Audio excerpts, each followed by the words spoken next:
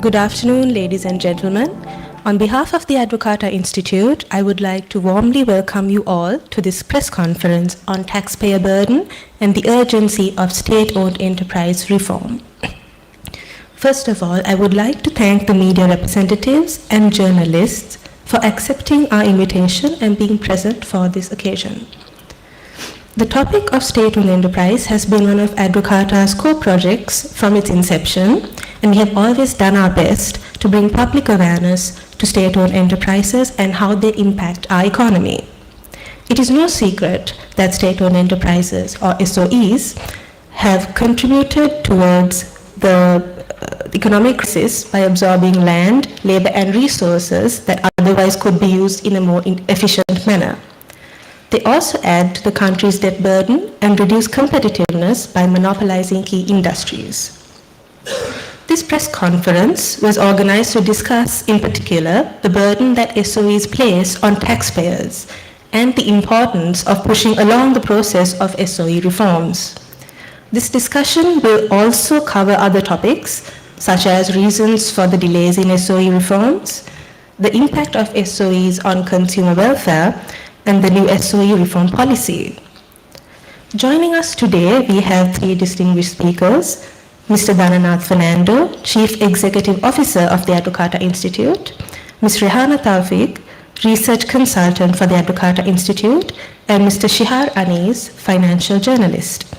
The program today will begin with introductory remarks from our three speakers, and afterwards we will open the floor for Q&A from the audience. The discussions will be held in Sinhala, English, and Tamil, and you are encouraged to ask questions in any of the above languages.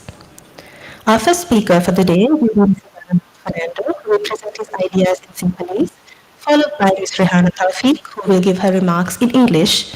Finally, Mr. Shihar Aneez will share his thoughts in Tamil. I would now like to invite our first speaker for the day, Mr. Dhananth Fernando, to give his introductory remarks. Over to you.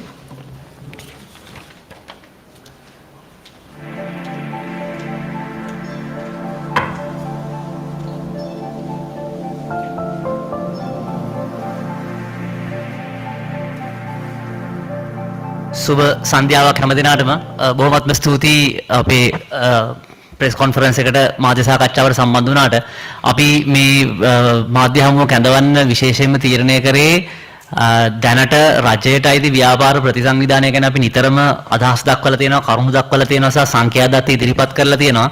හැබැයි දැන් මේ වැඩේ මේ ඉතාමත්ම හිමින් වෙන්නේ සහ වෙන්නේ නැති තත්යකට තියෙන්නේ. නමුත් මේක වෙන්නේ නැති එකේ බලපෑම ඇවිල්ලා සිදු වෙන්නේ වෙන කාටවත් නෙවෙයි අපේ සාමාන්‍ය ජනතාවට, විශේෂයෙන්ම බදු ගෙවන ජනතාවට මේ රජයට අයිති ව්‍යාපාර ප්‍රතිසංවිධානයේ ප්‍රමාදය නිසා සිදු වෙලා තියෙන අපහසුතාවය සහ ඔවුන් අපි කියන්නේ විඳින දුක ගැන තමයි ඇත්තටම මේ දුක කියන්න තමයි ඇත්තටම අපි අද මාධ්‍ය හමුව කැඳෙව්වේ. ඉතින් එතකොට ඒකෙන් මේ දත්ත සහ විශ්ලේෂණය මත බලා ගන්න පුළුවන් කොච්චර ජනතාව මේකට බදු වලින් දායක වෙනවද කියලා. දැන් මෙතනදී තියෙන ප්‍රධානම තත්ත්වය තමයි මේ ස්ලයිඩ් වල අපි මුලින්ම පෙන්නන්නම්. දැන් අපි මෙතනදී අරන් තියෙන්නේ 2022 අවුරුද්දේ රජයට අයිති ව්‍යාපාර මූලික වශයෙන් ලැබලා තියෙන 52ක් තමයි ඔවුන් තොරතුරු ඉදිරිපත් කරන්නේ මුදල් අමාත්‍යාංශයේ වාර්තාවට අනුකූලව. නමුත් දැන් 2023 දී මම හිතන්නේ යම්කිසි මුදලක් ලාභයක් ලැබුවා කියලා තියෙනවා. මම ඒ ගැන ඉදිරියට කතා කරන්නම්. නමුත් ඒකේ තාම වාර්තාව එළියට ඇවිල්ලා නැහැ. සමහර එක එක අර ඉන්ඩිවිජුවල් වාර්තා වලින් තමයි ඒක එකතු කරලා තියෙන්නේ. නමුත් සාමාන්‍ය මුදල් අමාත්‍යාංශය හරහා එක වාර්තාවක් ඉදිරිපත් කරනවා රජයට අයිති ව්‍යාපාර කොච්චර ලාභ පාඩු ලබනවද කියලා. ඉතින් දැන් 2022 අනුව ගත්තට පස්සේ මේ කියුමුලටිව් ලොස් එක කියන්නේ සාමාන්‍යයෙන් අපි පාඩු අවුරුදු 2022 මේ සමස්ත එකතුව ගත්තොත් එහෙම බිලියන 744ක්. දැන් සාමාන්‍ය ලංකාවේ මිනිස්සුන්ට හිතා ගන්න බෑ බිලියන 44ක් කියන බිලියන 744ක් කියලා කියන්නේ කොච්චර ප්‍රමාණයක්ද කියලා 2022 මේ පාඩුව. මේක සමස්තයක් විදිහට ගත්තොත් එහෙම එක බදු මේ ගෙවන කෙනෙක් නැත්නම් ටැක්ස්පේයර් කෙනෙක් අපේ දැනට ටැක්ස් ෆයිල් තියෙන්නේ සාමාන්‍යයෙන් 4,37,000යි. මම හිතන්නේ දැන් 2023 නොවැම්බර් වෙදී ලක්ෂ 5කට වගේ ආසන්න ප්‍රමාණයකට ඇවිල්ලා තියෙනවා. ඉතින් සාමාන්‍යයෙන් එක බදු ගෙවන මිනිස්සෙක් අමාරුවෙන් ගිහිලා ටින් එකක් ඕපන් කරගෙන ඔතන ටැක්ස් ෆයිල් එකක් ඕපන් කරගත්තු මිනිස්සෙක් දල වශයෙන් රුපියල් මිලියන 1.7ක් අවුරුද්දකට බදු විදියට දායක කරන්න ඕනේ මේ 52 පාඩුව පියවන්න. 2022 ගත්තු පාඩුව. ඉතින් මේ වගේ ආර්ථික අර්බුදයක් තියෙන වෙලාවක මං හිතන්නේ මේක ජනතාවගේ පැත්තට දාන එක සාධාරණ නැහැ. මොකද ලංකාවේ දැන් දුප්පත්කම මේ ඉහට උඩින් ගිහිල්ලා තියෙන ඊයේ ලෝක බැංකුවේ වාර්තාවක් නිකුත් කරා. සාමාන්‍යයෙන් අපි ගත්තොත් එහෙම 1 2 3 1 2 3 කියලා ගණන් කරොත් එහෙම 3 දෙනාගෙන් එක්කෙනෙක් දවසකට රුපියල් 1000ක් උපයන්නේ නැහැ. ඒ කියන්නේ මාසෙකට රුපියල් 30000ක් උපයන්නේ නැහැ. එතකොට මාසෙකට රුපියල් 30000ක් උපයන්නේ නැති මිනිස්සුන්ගෙන් විශාල මුදලක් බදු විදියට අපි අය කරන්න ගත්තට පස්සේ කෑම වලට බදු ගහලා ඕව කරලා ඒකෙන් ජීවන තත්ත්වය අමාරු වෙනවා. ඇත්තටම ලංකාවේ ජනතාවට මේ අවස්ථාවේදී ජීවන තත්ත්වය ඉතාමත්ම අමාරු තත්ත්වයක් වෙලා තියෙන ප්‍රධාන හේතුවක් තමයි මේ රජයට අයිති ව්‍යාපාරවල පාඩු ලැබීම. ඉතින් ඒක නිසා ඒක ප්‍රතිසංවිධානය අනිවාර්යයි. ඒක ඇවිල්ලා මේ දේශපාලන පක්ෂයක් හරි කවුරු බලයට එනවද කියන කතන්දරේ නෙමෙයි. ඒක සිදු විය යුතු දෙයක් කවුරු ආවත්. ඒ නිසා මේක ඉක්මනට කරන එක තමයි වැදගත් වෙන්නේ. මොකද මේක දිනයක් ගානේ පරක්කු කරන්න ඒ බදුබර එන්න ජනතාවට දරා ගන්න වෙනවා. දැන් මේ අපි පෙන්නලා තියෙන්නේ දැනට අපිට ඉන්ලන්ඩ් රෙවෙනියු ඩිපාර්ට්මන්ට් එකේ නැත්නම් දේශීය ආදායම් බදු දෙපාර්තමේන්තුවේ 2022 දෙසැම්බර් මාසේ 31 වෙනිදාට ලියාපදිංචි වෙලා තියෙන ඔවුන්ගේ වාර්තා අනුව තියෙන බදු ෆයිල් ගාන අනුව ගත්තොත් එහෙම 4,37,000ට ඔවුන් එක්කෙනා මේ බදු බර දරුවොත් එහෙම එක්කෙනෙක් අඩුම ගානේ මිලියන 1.7ක් ගෙවන්න වෙනවා මේ බදු බර දරා ගන්න. සාමාන්‍යයෙන් අපි හිතුවොත් දැන් අවසාන වශයෙන් පුවත්පත් වාර්තාවල දත්ත අනුව ගත්තත් සාමාන්‍යයෙන් ලක්ෂ 5ක් කියලා ගත්තත් ඒත් දල වශයෙන් මිලියන 1.4ක් මිලියන 1.5කට කිට්ටු වෙන ගාණක් එක බදු ගෙවන කෙනෙක් මේ බර දරා ගන්න වෙනවා. ඉතින් මම හිතන්නේ ඒක සාධාරණ එච්චර බදු බරක් තියෙන එක්කෙනෙක්ට. දැන් මේ ඇවිල්ලා අපි පෙන්නලා තියෙන්නේ අපි හිතමු ලංකාවේ ජනගහනය අතර මේක බෙදුවා කියලා. මේ 2022 තියෙන පාඩුව බිලියන 744.6 ලංකාවේ ජනතාව මිලියන 22 අතරම බෙදුවොත් එහෙම එක්කෙනෙක් ගෙවන්න ඕනේ රුපියල් 33000ක්. ඒ කියන්නේ මෙතන ඉන්න මාධ්‍ය සහෘදයන්ගේ පවුලේ ඔයගොල්ලෝගේ ගෙදර 4 දෙනෙක් ඉන්නවනම් දල වශයෙන් 1,20,000ක විතර මුදලක් ගෙවන්න වෙනවා එක්කෙනෙක් හැම අවුරුද්දකම. ඉතින් මම අහන්න කැමතියි මම කලින් කිව්වා වගේ අර දැන් ඉස්සර නම් අපි කියන්නේ කිරිපිටි බොන එක්කෙනා දැන් කිරිපිටි බොන්න නැතුව තේ බොන්නේ. තේකට සීනි දාලා බොන කෙනා සීනි නැතුව කහට බොන්නේ. කහට බොන එක්කෙනා කහට බොන්නේ. එතකොට එහෙම තත්වයකට ජනතාවගේ පටිතද කරලා මේ ව්‍යාපාරවල ලාභ මේ පාඩු මෙච්චර ජනතාවගේ බර පිට පටවන එකෙන් සිදු වෙන්නේ ඇත්තටම ජනතාවට තවත් මේ බර එන එක. අනිත් එක තමයි මේක ගොඩක් දෙනෙක්ට ඇත්තටම සමහරවිට වැරදි අවබෝධයක් තියෙනවා. මේක අපි කියලාම දැන් මම හිතන්නේ ජනතාවට යම්කිසි අවබෝධයක් තියෙනවා. මේ ඇවිල්ලා ගොඩක් දෙනෙක් හිතන් ඉන්නවා මේවා ජනතාවට අයිති කියලා. මේකේ කිසිම ජනතාවට අයිතියක් නැහැ. මොකද මේ කිසිම ව්‍යාපාරයක් ඇවිල්ලා ජනතාවට සේවයක් සපයන, කියන්නේ එහෙම ඒව නෙවෙයි. මේ ඇවිල්ලා දේශපාලඥයෝ ඔවුන්ගේ දූෂණය වංචාව සඳහා වාහන විදියට පාවිච්චි කරන ඒවා. විශේෂයෙන්ම ඡන්ද කාලයකදී මේක වඩාත් බරපතල වෙනවා මේ ප්‍රතිව්‍යුහගත කිරීම නොකිරීම. මොකද අපි දන්නවා හැම ඡන්දයකදීම පාවිච්චි කරන්නේ මේ රජයට අයිති ව්‍යාපාරවල සම්පත් තමයි ඡන්දෙට පාවිච්චි කරන්නේ. එතකොට ඒව මේ පාවිච්චි කරාට පස්සේ ඒකේ බරත් ඊළඟ එන ආණ්ඩුව මොකක් වුණත් ඔවුන්ගේ මේ ඔවුන්ට නෙවෙයි අත්‍තරම ජනතාවගේ බරට තමයි යන්නේ. ඉතින් ඒක නිසා ඒක ඊටා වැදගත්. අනිත් එක මේ එකක්වත් ජනතාවටයි දේවල් නෙවෙයි. මේ දේශපාලඥයෝ ඔවුන්ගේම ඥාතිහිත මිත්‍රාදීන් මේවයි අධ්‍යක්ෂක මණ්ඩලවලට දාගෙන ඊට පස්සේ මේගොල්ලොන්ගේ දේශපාලන කටයුතු වල උදව් කරපු කට්ටියට මේවයි රස්සාවල් දීලා එහෙම තමයි මේ සිස්ටම් එක යන්නේ. ඒක නිසා මේක මේ සාමාන්‍ය ඉන්න අමාරුවෙන් ජීවත් වෙන සාමාන්‍ය දුප්පත් මිනිස්සුන්ට මම අර 1 2 3 1 2 3 කියලා ගණන් කරලා දුප්පත්කමට වැටලා ඉන්න මිනිහෙක්ට කිසිම මේකෙන් සහනයක් නැහැ. දැන් අපි අර කලින් කිව්වා වගේම ලංකාවේ දැනට තියෙනවා සාමාන්‍යයෙන් අපි කියනවා නිවාස ඒකක නැත්නම් හවුස්හෝල්ඩ් මිලියන 5.2ක් විතර. සාමාන්‍යයෙන් ඉතින් එක නිවාස ඒකකයකින් රුපියල් 1,41,000ක විතර මුදලක් ගෙවන්න ඕනේ හැම අවුරුද්දෙම මේ පාඩු ලබන ව්‍යාපාරවල බර දරන්න. ඉතින් ඒක නිසා මම හිතන්නේ මේක ඉක්මනට සිදුවෙන එක ඉතාමත්ම වැදගත්. ඊට පස්සේ මම හිතන්නේ මෑත කාලේ විශාල මම හිතන්නේ මධ්‍යම පාන්තිකයන් මම හිතන්නේ මෙතන ඉන්න අපේ මාධ්‍යවේදී සහෘදයන්ටත් ප්‍රශ්නයක් වෙන්නේ නැති අර පේයි බද්ද හරහා අපි හැමෝගෙම පඩිවලට අපි කියන්නේ හොඳටම වැදිලා තියෙන්නේ අපි කියන්නේ සුපිරියටම වැදිලා තියෙන්නේ. ඒ සුපිරියටම වැදිච්ච වැදිල්ලෙන් එච්චර දැන් අපිට බදු ගහලත් සාමාන්‍යයෙන් බලාපොරොත්තු වෙන්නේ බිලියන 160යි එකතු කරගන්න. බිලියන 160යි. ඉතින් හැබැයි මේ රජයට ඇති ව්‍යාපාර 52 එකතුව පාඩුව එකතුව බිලියන 704ක්. ඉතින් හිතා ගන්න පුළුවන් ඒ කියන්නේ අපි ඇත්තටම 160 ගානේ අවුරුදු 4ක් බදු ගෙව්වත් අපිට බෑ මේ 52 2022 පාඩුව පියවන්න.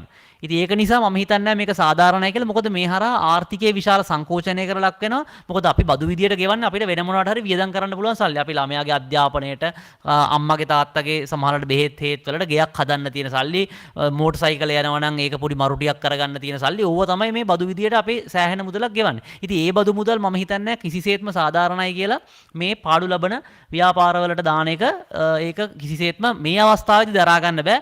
විශේෂයෙන්ම ඡන්දයක් කිට්ටු වෙද්දී මේක සමහර වෙලාවට මේ සාමාන්‍යයෙන් මම හිතන්නේ මේ මාධ්‍යවේදී සහෝදරයෝ දන්නවා මේක පාවිච්චි කරන්නෙම විශේෂයෙන්ම මේ ඡන්ද කාලවලදී රස්සාවල් දෙන්න සහ ඡන්ද රැස්වීම වල දුවවන්න තමයි මේ වගේ වාහන, තෙල්, රියදුරු මහතුරු ඔක්කොම පාවිච්චි කරන්නේ. ඒක තමයි ඉතිහාසයේ පුරාම පෙන්වලා තියෙන්නේ. ඉතින් ඒක නිසා මේක ප්‍රතිව්‍යුහගත නොකිරීම අනාගතයට විශාල බලපෑමක් සිදු වෙන්න පුළුවන්. මොකද මේකට හේතු කිහිපයක් තියෙනවා. ඒ හේතුව තමයි මොකද අන්තර්ජාතික මූල්‍ය අරමුදලේ ගිවිසු අපේ තියෙන එකඟතාවය ඒගොල්ලෝ අර ගවර්නන්ස් ඩයග්නෝසිස් කියලා රිපෝට් එකක් පළ කරා නැත්නම් අපි කියන ආර්ථිකය දූෂණයේ වංචාවෙන් මුදවන්න ප්‍රතිපත්ති මාලාවක් ඒගොල්ලෝ විශාල වාර්තාවක් ඉදිරිපත් කරා. ඒ වාර්තාවේ ප්‍රයොරිටි නැත්නම් අපි කියනවා ප්‍රධාන නිර්දේශ 16ක් තියෙනවා. ඒ 16න් එකක් තමයි මේ රජයට අයිති ව්‍යාපාර ප්‍රතිසංවිධානය සහ නැත්නම් අපි කියනවා SOE holding company කියලා. ඒ කියන්නේ මේ රජයට අයිති සියලුම ව්‍යාපාර එකම ආයතනයක් යටතට ගන්න එක ඒකේ ප්‍රධාන එකක්. දැන් ඒක කරන්න තිබ්බේ මධ්‍යකාලීනව හා කෙටි කාලීනව. නමුත් දැන් ඒක ඇත්තටම සිදු වෙලා නැහැ තාම. දැන් ඇත්තටම රජයත් ඇවිල්ලා අර online safety bill අරව මේව දදා ඉන්නවා.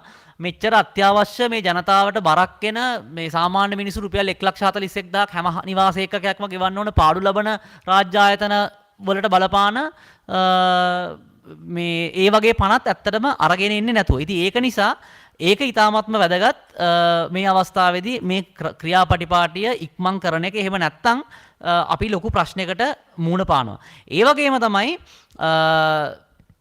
අනිත් පැත්තට ගත්තට පස්සේ දැන් අපි ඇවිල්ලා මේ මම කලින් කිව්වා වගේ ඇයි මේ රජයට අයිති ව්‍යාපාර වල දූෂණය නැත්නම් මම කිව්වේ අර මේවා vehicles for corruption නැත්නම් දූෂණය කරන්න පාවිච්චි කරන උපාංග තමයි මේ රජයට අයිති ව්‍යාපාර කියන එක ඔවුන්ගේ annual reports වලින් නැත්නම් මේ 52 අපි කියනවා මේ වාර්ෂික වාර්තා හදාරුවොත් එහෙම පේනවා. මේක ඇත්තටම ඔයගොල්ලන්ට බලා ගන්න පුළුවන් මේ අපේ පිටිපස්සේ backdrop එකේ තියෙන soe.lk කියන වෙබ්සයිට් එකට ගියත් මේ තොරතුරු යම්කිසි ප්‍රමාණයකට බලා ගන්න පුළුවන්. එතකොට මේ පළවෙනි තීරුවේ අපි දක්වලා තියෙන්නේ have annual reports of the last 5 years been tabled in parliament. ඒ කියන්නේ මේ 52 පහුගිය අවුරුදු 5 වාර්ෂික වාර්තා පාර්ලිමේන්තුවේ ඉදිරිපත් කරලා තියෙනවා. ඉතින් 52කින් එක රාජ්‍ය ආයතනයක් විතරයි annual reports ඉදිරිපත් කරලා තියෙන්නේ. ඉතුරු 43ේම එක්ක annual reports ඉදිරිපත් කරලා නැහැ. නැත්නම් අපි කියන partially නැත්නම් මේ භාගයට තමයි annual reports ඉදිරිපත් කරලා තියෙන්නේ. එතකොට ඒකෙන්ම තේරෙනවා දැන් මේවා රජයට අයිති, මේවා හොඳට කරන් යන්න ඕන, මේවා ජනතාවට අයිති නම් පාර්ලිමේන්තුව හරහා මේවා ගිණුම් වාර්තා ඉදිරිපත් කිරීම සාමාන්‍ය දෙයක් නේ. නමුත් ඒ දෙයක් සිදු වෙලා නැහැ මේ 52කින් 43කම. ඊට පස්සේ අපි ඇවිල්ලා ඇත්තටම ඇඩ්වොකාට් එක විදිහට අපි බැලුවා සාමාන්‍යයෙන් අර තොරතුරු දැන ගැනීමේ පනත යටතේ අපිට මේවා තොරතුරු දැන ගැනීමේ ලියුමක් ලිව්වට පස්සේ ඒකේ ඔෆිසර්ගේ නම දීලා තියෙන්න ඕනේ. ඒ වගේම ඒකට රෙස්පොන්ඩ් කරන්න ඕනේ. ඉතින් අපි එහෙම ලියුමක් යවුවට පස්සේ ඇත්තටම වෙබ්සයිට් එකේ තොරතුරු දැන ගැනීමේ නිලධාරියෙක් සඳහන් කරලා තියෙන්නේ 52කින් ආයතන 19ක විතරයි. ආයතන 33කම එහෙම නිලධාරියෙක් සඳහන් කරලා නැහැ.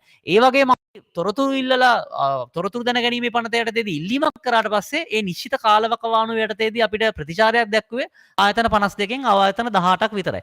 34ක්ම දැක්ුවේ නැහැ. ඉතින් ඒකෙන්ම තේරෙනවා මේ කවුරු හරි කියනවා නම් මේ රජයට අයිති ව්‍යාපාර තියාගෙන ඉන්න ඕනේ මේක ජනතාවට අයිති කියලා ජනතාවගෙන් යවන ලිපියකටවත් ප්‍රතිචාරයක් දක්වන්නේ නැත්තම් ජනතාවගේ උත්තරීතරභාවය තියෙනවා කියන පාර්ලිමේන්තුවටවත් ඒකේ annual reports ඉදිරිපත් කරන්නේ නැත්තම් මේකේ ජනතාවට කිසිම අයිතියක් නැහැ කියන එක මම හිතන්නේ මේකෙන්ම පැහැදිලි වෙනවා. ඒ වගේම අපි බැලුවා මේ විගණකාධිපතිතුමා ලබා දීලා තියෙන ගිණුම් අපි කියන අර ඔඩිට් කරාට පස්සේ ඔඩිටර් ජෙනරල් දෙනවා ඒ ගිණුම් වාර්තා qualified ද unqualified ද කියලා. මෙතන පටලව ගන්න හොඳ නැහැ. unqualified කියලා කියන්නේ ඇත්තටම ගිණුම් වාර්තාවල ප්‍රශ්නයක් නැහැ කියන එක. කියන්නේ unqualified කියන එකේ තේරුම තමයි ඒ මූල්‍ය වාර්තා වලින් ආයතනයේ සැබෑ තත්ත්වය නිරූපණය වෙනවා කියන එක. එතකොට ඇත්තටම 52කින් ආයතන 10ක් විතරයි විගණකාධිපතිතුමාගේ වාර්තාවේ හැටියට එහෙම නිශ්චිත විදියට ආයතනයේ සැබෑ ස්වරූපය නිරූපණය වෙනවා කියලා තියෙනවා. ආයතන 32ක්ම ඇවිල්ලා සැබෑ ස්වරූපේ නිරූපණය වෙන්නේ නැහැ කියලා තියෙන තවත් ආයතන 9ක ඩිස්ක්ලේම් එකක් විදියට තමයි මේක දාලා තියෙන්නේ. ඉතින් මේ අනුව ගත්තට පස්සේ මම හිතන්නේ අර අපි කියනවා සක්සුදක්සේ පැහැදිලි කියලා කියන්නේ මේක ප්‍රතිව්‍යුහගත කරේ නැත්තම් ඇත්තටම ලංකාව වැටෙන්න යන අමාරුව කාටවත් හිතා ගන්න බෑ. මොකද මේ බිලියන 744ක් කියලා කියන්නේ සාමාන්‍යයෙන් අපේ බදු මුදලෙන් මහ විශාල ප්‍රමාණයක්. ඒ කියන්නේ අපේ ඇත්තටම ආදායම් බදු අනුව ගත්තත් විශාල ප්‍රමාණයක් තමයි මේ බදු මුදල. මොකද ඉන්කම් ටැක්ස් එකෙන් අපිට හම්බෙලා තියෙන්නේ බිලියන 668යි. ඒතකොට ඉන්කම් ටැක්ස් එකෙන් හම්බ වෙච්ච මුදලට වඩා අපේ රජයට ඇති ව්‍යාපාරවල පාඩුව ලොකු වුණාම කොහොමද අපේ රටක් ඉස්සරහට අරන් යන්නේ? අපිට අධ්‍යාපනයට ගෙවන්න ඕන, සෞඛ්‍යයට ගෙවන්න ඕන, දුප්පත් මිනිස්සුන්ට ගෙවන්න ඕනේ, ගර්භණී මාතාවන්ට කෑම වේල දෙන්න ඕනේ, වකුගඩු රෝගීන්ට දෙන්න ඕනේ, පාසල් ළමයින්ට පොත්පත් ටික දෙන්න ඕනේ. ඒ ඔක්කොකටම තියෙන සල්ලි ඇවිල්ලා අපි ඇවිල්ලා මේ පාඩු ලබන ජනතාවට කිසිම අයිතියක් නැති දේශපාලඥයන්ට දේශපාලනය කරන්න තියෙන බිම්වලට යොදවුවට පස්සේ අපි මහ විශාල අමාරුවක වැටෙන්නේ. ඒ වගේම මේ ටික ප්‍රතිව්‍යුහගත කරේ නැත්තම් කවර ආණ්ඩුවක් බලයටපත් වුණත් අපි ගිහිල්ලා මේ බස් එක ආයෙ පාරක් තාප්පේ හප්ප ගන්න එක වළක්වා ගන්න බෑ. මොකද මේච්චර බිලියන 700 ගානක බරක් තියාගෙන අපි ආයෙ පාරක් යනවා කියලා කියන්නේ නැවත ණය ප්‍රතිව්‍යුහගත කිරීමක් සඳහා අපි අතවනනවා කියන එක තමයි මෙච්චර බරක් තියාගෙන යනවා කියන්නේ. මොකද මෙච්චර පාඩුවක් තියාගෙන අපිට ඉස්සරහට ගියාට පස්සේ අනිවාර්යෙන්ම ওই පාඩුව ජනතාවගේ බර පිට දරන්න පුළුවන් සීමාවක් තියෙනවා. එහෙම නැත්නම් අපිට ආයෙ පාරක් ණය අරගෙන තමයි මේ ගත්තු පාඩුවවල් පියවන්න වෙන්නේ. එතකොට ඒකෙන් විශාල ප්‍රශ්නයක් වෙනවා. ඊට පස්සේ තියෙන එක තමයි දැන් සමහරලාට අදහසක් ඇවිල්ලා තියෙනවා මේ 2023 මේ සමහර රජය නිකුත් කරපු සමහර වාර්තා අනුව මේක ලාභ ලැබුවානේ කියලා. දැන් සමහර ඒවා මම කිව්වාගේ මුදල් අමාත්‍යාංශයේ මූලික වාර්තාව නේ. නමුත් සමහර ඒවා ලාභ ලැබුවා ඇත්තරම ඒකත් ජනතාවගේ පිටටම බරපතල. දැන් විදුලි බල මණ්ඩලය යම්කිසි ලාභයක් ලබලා තියෙන්නේ විදුලි බිල සෑහෙන ප්‍රමාණයකින් වැඩි කළා. ජල විදුලිය සෑහෙන ප්‍රමාණයකින් වැඩි කළා තමයි ජල සම්පාදන මණ්ඩලය ලාභ ලබලා තියෙන්නේ. එතකොට ගෑස් යම්කිසි ප්‍රමාණයකින් වැඩි කළා, තෙල් සෑහෙන ප්‍රමාණයකින් වැඩි කළා තමයි ලාභ ලබලා තියෙන්නේ. එතකොට ඇවිල්ලා ලාභ ලබනේවත් ලාභ ලබන්නේ කාර්යක්ෂමතාවය වැඩි කරලා නෙමෙයි. ඇත්තටම ජනතාවගේ පිටටම ඒක බර දාලා. අනිත් එක මේ බොහෝ ඒවා ඇත්තටම ඒකාධිකාර. ඒ වගේම මේ ලාභ ලබනවා කියන ඒවත් ඇත්තටම ඒවත් ඇවිල්ලා කාර්යක්ෂමතාවය නිසා ලාභ ලබන ඒවා නෙමෙයි. ඒවත් ඇවිල්ලා අනිවාර්යයෙන්ම ඒකාධිකාර. එහෙම නැත්නම් අපි කියනවා රජය අර අපි කියනවා ප්‍රිෆරෙන්ෂල් ට්‍රීට්මන්ට් එකක් දෙන ඒවායින් තමයි ලාභ ලබන්නේ. ඇත්තටම මේකට හොඳ කතාවක් තියෙන. ඇත්තටම මේ කතාව ඇහුවාම හිනත් යනවා. මේ ඇත්තටම මේ පාඩු ලබන එක මේ විදිහට උනේ කොහොමද කියලා මම මේ අවසාන ස්ලයිඩ් එකේ පෙන්නන මේ ශ්‍රී ලංකන් එයාලයින් එකට වෙච්ච වැඩේ. දැන් මේ ශ්‍රී ලංකන් එයාලයින් එක අපි ඔය පෙන්නලා තියෙන්නේ අවුරුදු ගානත් එක්ක පල්ලෙහාම බලනකොට 2006 ඉඳලා 2023 වෙනකන් මොන විදිහටද උනේ කියලා පාඩුව. එතකොට ඔය උඩ පාට දම් පාටින් ලාදම් පාටින් වගේ තියෙන්නේ ඇත්තටම අපි සමෘද්ධියට වෙන් කරපු මුදල. එතකොට ඕක පෙන්නලා තියෙනවා දුප්පත්ම මිනිස්සුන්ගේ සමෘද්ධියට වෙන් කරපු මුදලයි ශ්‍රී ලංකන් එකේ පාඩුව අතර සංසන්දනය. ඔතන අලු පාටින් පෙන්නලා තියෙන්නේ එමිරේට්ස් එක මේක මැනේජ්මන්ට් කොන්ට්‍රැක්ට් එකක් තියෙන කාලේ මේකේ තිබ්බ ලාභ පාඩු ප්‍රමාණය සහ ශ්‍රී ලංකාවේ රජය මේක බාරගත්තට පස්සේ ගුවන් සමාගමන මොකද උනේ කියලා. දැන් අතන මේක hina යන කතාව තමයි මම හිතන්නේ ඔබතුමා මේ අපේ මාධ්‍ය සහෘදයන්ට මතක ඇති පහුගිය අයවැයේදී බිලියන 450ක් වෙන් කරා බැංකු ප්‍රතිමූල්‍යණය කරන්න කියලා. ඒ කියන්නේ බැංකු වලට ණය වලට පුළු තියලා රජයට අයිති ව්‍යාපාර ණය අරගෙන ඒව ගෙවා ගන්න බැරි නිසා බැංකු කඩම් වැටේ කියලා බයට බැංකු ප්‍රතිමූල්‍යණය කරා බිලියන 450ක් දාලා. ඒතර මේ බැංකු ප්‍රතිමූල්‍යණය කරන්න දැම්මෙත් බිලියන 450යි. අපි මේ කතා කරන්නේ බිලියන 700කට වඩා වැඩි ප්‍රමාණයක ණය. දැන් මේක වෙච්ච වැඩිය තමයි ඇත්තටම මුලින්ම ලංකාවේ khනිජ තෙල් නීතිගත සංස්ථාව ණයට තෙල් දුන්න විදුලි බල මණ්ඩලයට මේ විදුලි නිපදවන්න. එතකොට ඇවිල්ලා අපි දන්නවා විදුලි බල මණ්ඩලයත් පාඩුයි. ඒතර පාඩු ලබන විදුලි බල මණ්ඩලයට khනිජ තෙල් නීතිගත සංස්ථාව ණයට දුන්න එකෙන් khනිජ තෙල් නීතිගත සංස්ථාවේ පාඩුව එක පැත්තකින් වැඩි වුණා. ඊට පස්සේ khනිජ තෙල් නීතිගත සංස්ථාව අනිත් පැත්තෙන් අඩු මිලට ලෝක වෙළඳ පොළට වඩා අඩු මිලට තෙල් අරගෙන වරම මේව කරන්න ගිහිල්ලා khනිජ තෙල් නීතිගත සංස්ථාවත් අනිත් පැත්තෙන් පාඩු ලැබුවා. දැන් පාඩු ලැබුවට පස්සේ මොකද කරේ? මේ පාඩුව පියව ගන්න මොකද්ද කරන්න ඕන කියලා කල්පනා කරලා පස්සේ ඒගොල්ලෝ කල්පනා වුණා අපි තමයි ශ්‍රී ලංකන් එයාලයින්ස් එකට තෙල් විකුණන්නේ රොකට් ෆුවල් විකුණන්නේ මේ අපි තමයි විකුණන්නේ. ඒක නිසා අපි ඒක හෙන ගානකට විකුණමු. මොකද ශ්‍රී ලංකන් එකට කියන්න පුළුවන් අපෙන් විතරක් තෙල් ගන්න කියලා. එහෙම කියලා දැන් ඔන්න අර රොකට් ෆුවල් හෙන සහගාන ගානකට ශ්‍රී ලංකන් එයාලයින් එකට විකුණුවා. දැන් ඇවිල්ලා ශ්‍රී ලංකන් එයාලයින් එක සහගාන ගානකට තෙල් ගත්තට පස්සේ khනිජ තෙල් නීතික සංස්ථාවෙන් ශ්‍රී ලංකන් එයාලයින් එක පාඩු ලැබලා ශ්‍රී ලංකන් එයාලකට ඒ මිනිසුන්ට යන්නේ නමක් නැති වුණා. අයි ලෝක වෙළඳ පොලේ රොකට් තෙල් වගේ දෙතුන් ගුණයකට තමයි ශ්‍රී ලංකන් එක khනිජ තෙල් නීතික සංස්ථාවෙන් තෙල් ගන්න. දැන් ඇවිල්ලා විදුලි බල මණ්ඩලයත් පාඩුවේ, khනිජ තෙල් නීතික සංස්ථාවත් පාඩුවේ, ශ්‍රී ලංකන් එකත් පාඩුවේ. දැන් මේ තුන් දෙනාම පාඩු ලැබුවාම යන්න තැනක් නැහැ. මොකද මේ පාඩුව පියව ගන්න යන්න තියෙන එකම එක තැනයි.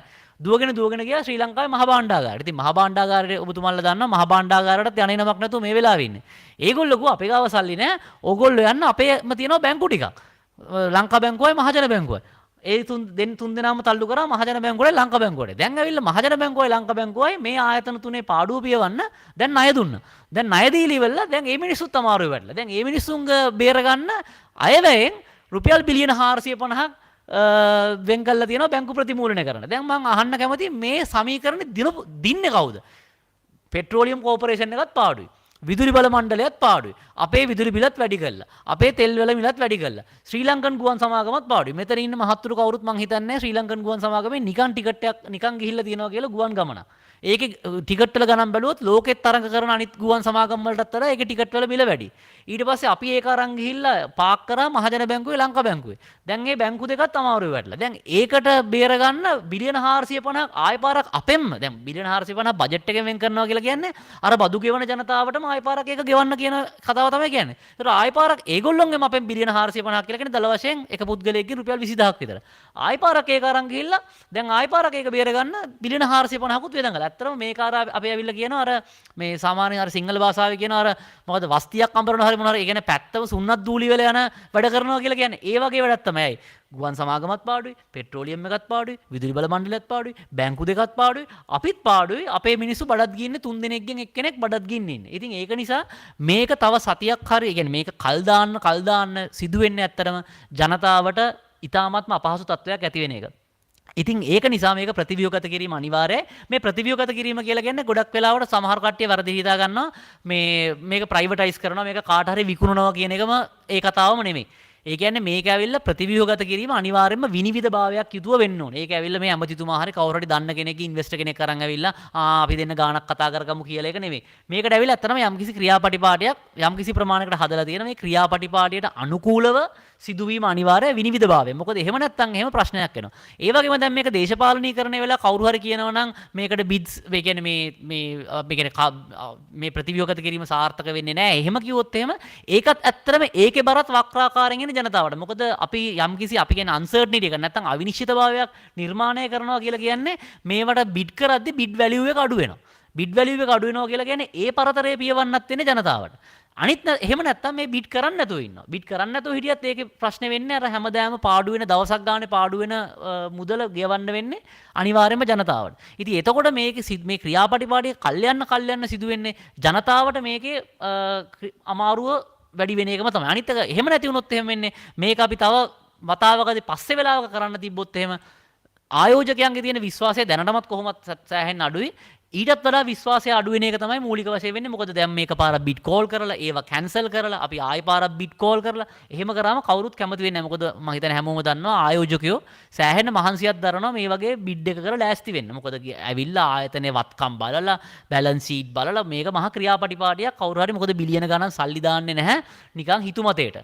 අපි කියනවා වගේ අපි නිකන් කඩේ පාරේ තොටේ මොනවා හරි ගන්නවා වගේ මේක මෙච්චරක් වටිනවා ඇති කියලා එහෙම නෙවෙයි ගන්න. මේවා මහා සංකීර්ණ මූල්‍ය ගණනයන් කරලා තමයි මේක ගන්න. එතකොට ඒ වාතාවරණය යටතේ මේක උනේ නැත්තම් අපි ලොකු අමාරුවක වරනවා. ඒ වගේම අන්තර්ජාතික මූල්‍ය අරමුදලේ අපේ තියෙන ඊළඟ කොටස් වලටත් මේක බලපානවා. මොකද මේ අපේ තියෙන වාරික වලට ඊළඟ වතාවේදී මේ දේවල් සම්පූර්ණ කරගන්න බැරි වුණොත් එහෙම ආයෙ පාරක් අපි අමාරුවේ වටනවා. ඒ නිසා මෙතනදී මූලික වශයෙන් කරන්න පුළුවන් මේ රජයට ඇති ව්‍යාපාරවල ගවර්නන්ස් නැත්තම් අපි කියන මේ ක්‍රියාත්මක වෙන විනිවිදභාවය හදන්නත් ඕනේ. ඒ වගේම මේවා පුද්ගලික අංශයත් එක්ක එකතු වෙලා කරන්න ඕනේ. ඒ වගේම තමයි අර මේ හැමතිස්සෙම අපි මතක තියාගන්න ඕනේ රජයට මට හිතා ගන්න බෑ ඇයි ඒගොල්ලෝ ව්‍යාපාර කරන්න පෙළඹෙන්නේ කියලා. මොකද රජයට හැම ව්‍යාපාරකම 130ක කොහොමත් අයිතියක් තියෙනවා. මොකද අපි කරන මම බිස්නස් එකක් පටන් ගත්තත් මෙතන ඉන්න කවුරු හරි බිස්නස් එකක් පටන් ගත්තත් ආණ්ඩුවට 130ක් බදු ගෙවන අවමේ කෝපරේට් ටැක්ස් එක 130යි. ඊට අමතරව වැට් එක 118ක් ගෙවනවා. එතකොට 30යි 10 ඒ කියන්නේ 30 ගෙවන්න ඕනේ ලාභයෙන්. ආදායමෙන් 118ක් ගෙවන්න ඕනේ. එතකොට ආදායමෙන් 118ක් කියලා කියන්නේ ලාභයෙන් ගත්තොත් ලොකු ගාණක්. එතකොට ඇත්තටම මේ දෙක එකතු කරත් 150කට වඩා වැඩි. ඊට අමතරව තව SCCSL කියලා එකක් තියෙනවා. ඊට අමතරව කිසියම් ආයතනයක රුපියල් ලක්ෂයකට වඩා පඩි ගන්න කවුරු හරි ඉන්නවනම් ඒගොල්ලෝ පේයි බද්දට යටත් වෙන. ඒතර එහෙම ගත්තාම ඇත්තටම ව්‍යාපාරයක් කරොත් එහෙම ඒ ව්‍යාපාරිකයට වඩා සෑහෙන මුදලක් ආණ්ඩුව උපය ගන්නවා. ඉතින් ඇත්තටම කවුරු හරි පුද්ගලික ව්‍යාපාරිකයෙක් ඇවිල්ලා ව්‍යාපාරයක් කරලා ලාභයක් ලබනවා නම් ඒ ගැන මුලින්ම සතුටු වෙන්න ඕන කෙනා තමයි ආණ්ඩුව. මොකද කිසිම දෙයක් නොකර නිකම්ම අතට සෑහෙන ගාණක් හම්බ කරගන්න පුළුවන්. හැබැයි ඒක සිදු වෙන්නේ අර අපි කියන වගේ තරඟකාරී පසුබිමක වුණොත් විතරයි. කොයි වෙලාවකවත් රජයට අයිති ව්‍යාපාරයක් ඒකාධිකාරයකට පැවරීමෙන් මේ දේ සිදු වෙන්නේ නැහැ. අපි ඒකට එක හෙලාම විරුද්ධයි. ඒ කියන්නේ රජයට දැනට ඒකාධිකාරයක් තියෙනවා. ඒ ඒකාධිකාරයම පෞද්ගලික ඒකාධිකාරයකට පැටවුවොත් එහෙම ඒ ප්‍රශ්නේ සම්පූර්ණයෙන්ම ඊට වඩා වෙනස් වෙනවා. ඉතින් ඒ නිසා ඒකාධිකාර පවත්වන්න බෑ පුද්ගලිකාංශය වේවා රජයට වේවා. නමුත් රජය සහ පුද්ගලිකාංශය දෙගොල්ලම මේ අපි කියන්නේ සම තරඟ බිමක් තිබීම ඉතාමත්ම වැදගත් මේ ප්‍රතිව්‍යුහගත කිරීම කරද්දී. නමුත් කනගාටුවට කාරණේ තමයි මේ ප්‍රතිව්‍යුහගත කිරීම දැනට ඇත්තටම දැන් අවුරුදු 2ක් වෙලා ආර්ථික අර්බුදය ඇවිල්ලා අප්‍රේල් 12 වෙනිදාට ණය අත්හිටුවලා අවුරුදු 2ක් වෙනවා. තව දවස් කිහිපයකින් එකම ප්‍රතිව්‍යුහගත කිරීමක්වත් තාම සිදු වෙලා නැහැ. අවුරුදු 2ක් ගිහිල්ලා ආර්ථික අර්බුදයේ උච්චතම අපි ණය ගෙවන එක තහනම් කරාට පස්සේ. ඉතින් අවුරුදු 2ක් කියලා කියන ලොකු කාලයක්. ඒ බර ජනතාවට දරන්න වෙනවා. ජනතාවට ඒ බර දරන්න අපේ ඉන්න මධ්‍යම පාන්තික ජනතාව මේ රට හැර දාලා යනවා. ඒකෙන් අපේ කරන ව්‍යාපාර ටිකත් කරගන්න බැරි වෙනවා. අන්තර්ජාතික මූල්‍ය අරමුදලේ එකඟතාවයෙන් අපි පොඩ ඈතට යනවා. අපි ඊට පස්සේ ආයින් මැතිවරණ සයිකල් එකකට එනවා. ඊට පස්සේ අපි ආය පාරක් කර හිටපු තැනටම යනවා. අපි දෙවනි වතාවේ ඇත්තටම මේ ණය ප්‍රතිව්‍යුහගත කරන අතවරන වැඩක් තමයි මේ කරන්නේ. මේක ප්‍රමාද කිරීම. දෙවනි වතාවේ ණය ප්‍රතිව්‍යුහගත කරන්න ගත්තොත් එහෙම අර මම නිතරම කියනවා වගේ ඇල්බර්ට් අයින්ස්ටයින්ගෙන් එකපාරක් ඇහුවලු තුන්වෙනි ලෝක යුද්ධේ මොන වගේ වෙයිද කියලා. ඇල්බර්ට් අයින්ස්ටයින් කළා තුන්වෙනි ලෝක යුද්ධේ නම් මොන වගේ වෙයිද කියලා මම දන්නේ නැහැ. හතරවෙනි ලෝක යුද්ධේ ගැන නම් මට කියන්න පුළුවන්. හතරවෙනි ලෝක යුද්ධේ මිනිස්සු කැටපෝල වලින් ගල් වලින් තමයි යුද්ධ කරන්න කියලා. මොකද ඒකට අදහස් කරේ තුන්වෙනි ලෝක යුද්ධේ එච්චර දරුණුයි. මිනිස්සු ඔක්කොම ටික මැරලා අලුත් මානව පරිණාමයකින් අර කැටපෝල වලින් ගල් වලින් තමයි හතරවෙනි ලෝක යුද්ධය ඇති වෙන්නේ කියලා. ඒ වගේ තමයි දෙවන ණය ප්‍රතිව්‍යුහගත කිරීමක් කරන්න සිදු වුණොත් එහෙම මේ අපි ඉන්න තත්ත්වය ඊටාත්ම බරපතල තත්ත්වයකට යන්නේ. මොකද දැනටම අපේ EPF එකේ සල්ලි ප්‍රතිව්‍යුහගත කරලා තියෙන බැංකුවලට බර දාලා තියෙන ජනතාවගෙන් 3න් එකක් බඩගින්නේ නැත්තම් දුප්පත් කමේ රේඛාව යටතේ තියලා තියෙන්නේ. ඉතින් එතකොට ආයි පාරක් මේ මෙච්චර සල්ලි ප්‍රමාණයක් වියදම් කළා අපි මේ මෙච්චර පාඩු ලැබලා අපි ආයි පාරක් ණය ප්‍රතිව්‍යුහගත කරගන්න ගියොත් මොකද මේ ප්‍රතිව්‍යුහගත කරන ණයවල විශාල කොටසක් තියෙන්නේ ඇත්තටම රජයට අයිති ව්‍යාපාරවල නෑ. මොකද ශ්‍රී ලංකන් එයාලයින් එකේ බොන්ඩ් එකක් තියෙනවා රීස්ට්‍රක්චර් කරන්න. ඉතින් මේ හැම එකක්ම ජනතාවගේ පිටට තමයි පැටවෙන්නේ. ඉතින් ඒක නිසා ඒව ප්‍රතිව්‍යුහගත කරන්නේ නැතුව මේක තරඟකාරී වෙළඳපොලක් කරන්නේ නැතුව මේක දේශපාලන කෝණයකින් බලන්නේ නැතුව මේව ප්‍රතිව්‍යුහගත කරේ නැත්නම් එන ඕනම දේශපාලන පක්ෂයකරුණත් ඇත්තටම දේශපාලනය කරගන්නත් බැරි වාතාවරණයක් උදා වෙනවා මේ ටික තියාගෙන මේ විදියට ගියොත් එහෙම. ඒක නිසා මේක ප්‍රතිව්‍යුහගත කිරීම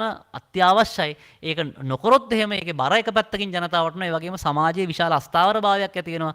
ඒ වගේම මේකෙන් ලංකාවේ කීර්තිනාමයට සහ ලංකාවේ ව්‍යාපාරවලට විශාල බලපෑමක් වෙනවා. මම අවසාන වශයෙන් කියන්න කැමති මේ ව්‍යාපාර පාඩු ලබද්දී බොහෝ දෙනෙක් වැරදි දේවල් දෙකක් හිතනවා.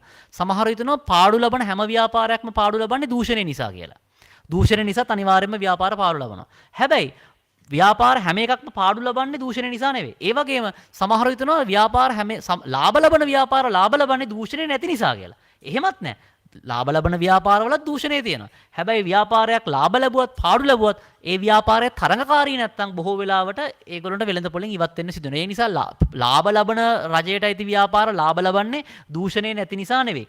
ඒ වගේම පාඩු ලබන හැම ව්‍යාපාරයක්ම පාඩු ලබන්නේ ඒවයි දූෂණය තියෙනවා. නමුත් දූෂණයට වඩා ඒවා වෙළඳපොලේ ලෝකේ තරඟ කරගන්න තරම් තරඟකාරී නැහැ. ඉතින් තරඟකාරී නැත්නම් අනිවාර්යයෙන්ම ඒකට පැවැත්මක් නැහැ. ඉතින් ඒක නිසා මම හිතන්නේ මේක ප්‍රතිව්‍යුහගත කිරීම ඉතාමත්ම අත්‍යවශ්‍යයි. විශාල දූෂණයකුත් වෙනවා. එකකින් එක පැත්තකින් ජනතාවගේ මුදල් නාස්ති වෙනවා. අනිත් පැත්තෙන් මේකෙන් අපි ණය ප්‍රතිව්‍යුහගත කිරීමකට අතවනවා. ඒ වගේම අන්තර්ජාතික මූල්‍ය අරමුදලේ කොටසෙන් අපි එළියට යනවා. ඒ වගේම ජනතාවට එන්න එන්නම බදු බර වැඩි වෙනවා. මම එතනින් මගේ අදහස් පළ කිරීම නවත්තන්නම්. මම රෙහානට ආරාධනා කරනවා දෙවනි වතාවේදී අදහස් පළ කරන්න. ඊට පස්සේ ශිහාර් කතා කරා. ඊට පස්සේ ප්‍රශ්න වලට අපිට උත්තර ලබා දෙන්න පුළුවන්. බොහොම ස්තුතියි අපේ මාධ්‍ය සාකච්ඡාවට සහභාගී වුණාට.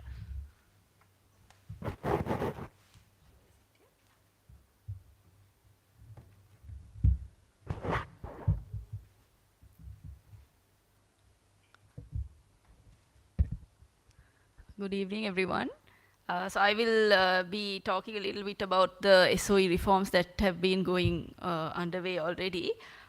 Just to open my speech, I'll just start by saying, although we have been led to believe that state-owned enterprises exist for the benefit and the betterment of citizens, if you look at the evidence like what Dhananth presented, it's quite easy to dispel this belief. For the most part, they have served to enrich the politicians and the SOE managers and the employees, and not the citizens of the country. Often, state intervention in the markets has led to the creation of uncompetitive markets. It has crowded out private investment, had a negative impact on consumer welfare, and created highly extractive state institutions. State-owned enterprises primarily serve political agendas, and they have become a vehicle for corruption and state capture in Sri Lanka. From handing out board memberships, giving jobs to voters and supporters, all of this have only ensured personal political gain. There are little to no checks and balances or fiscal constraints on state-owned enterprises. At least there were not until maybe 2 years ago. And this has led to the accumulation of large amounts of debts and losses. So basically, while these enterprises are run for the private gains of politicians and the SOE managers, the costs of these inefficiencies, the debts and the losses are all borne by the citizens. I'll just give a quick update on the SOE reforms that are underway in the last 2 years. And a state-owned enterprise restructuring unit was set up in September 2022, so just a couple of months after the default. Basically, it was set up to oversee the reform process, and the unit is looking at about 130 commercially owned commercial enterprises. So the strategic enterprises like the CEB and the CPs are not under this unit. There is a SOE policy which has been drafted, and which is kind of being acted upon. And there is also an SOE Reforms Act which was supposed to pass in Parliament end of next month, but from what we understand, because of the election cycle, it's unlikely for this to be going through. And there's also some general opposition from political circles to some of the proposals in this act. One of the main features of this act is the establishment of a holding company, under which all the remaining SOEs will be brought under as subsidiaries. And so all the SOEs which remain under state control after the privatization or whatever restructuring process will come under this holding company. And they will be and this holding company will be owned by the Ministry of Finance. So it will come under the Treasury, and there will no longer be this dual ownership structure where different line ministries also have a mandate to oversee the activities of that enterprise. The holding company will be responsible for things like, making strategic plans, operational management, overseeing governance practices, how boards are appointed. They will have the power to dismiss boards if necessary. They will also prepare and publish consolidated financial accounts so that we don't end up in a situation where, just one SOE is only providing information to the general public. So there will be lot of strict procedures placed on what kind of person can be appointed to a board membership. So based on your education, your industry experience, and it will also it will automatically disqualify anybody who has held political office from becoming a board member in these SOEs. Then there are several other governance mechanisms which are going to be introduced, such as an advisory council, which will include members from private sector associations, central bank, and treasury.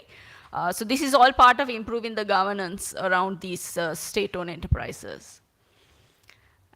And in addition to that, all of these subsidiary SOEs will be subject to a time-bound period where they will cease dependence on the government budget, which is a great positive, because then they will have to put in place activities that actually generate income. There's also a new banking act which is to be introduced, and this is a structural benchmark of the IMF program.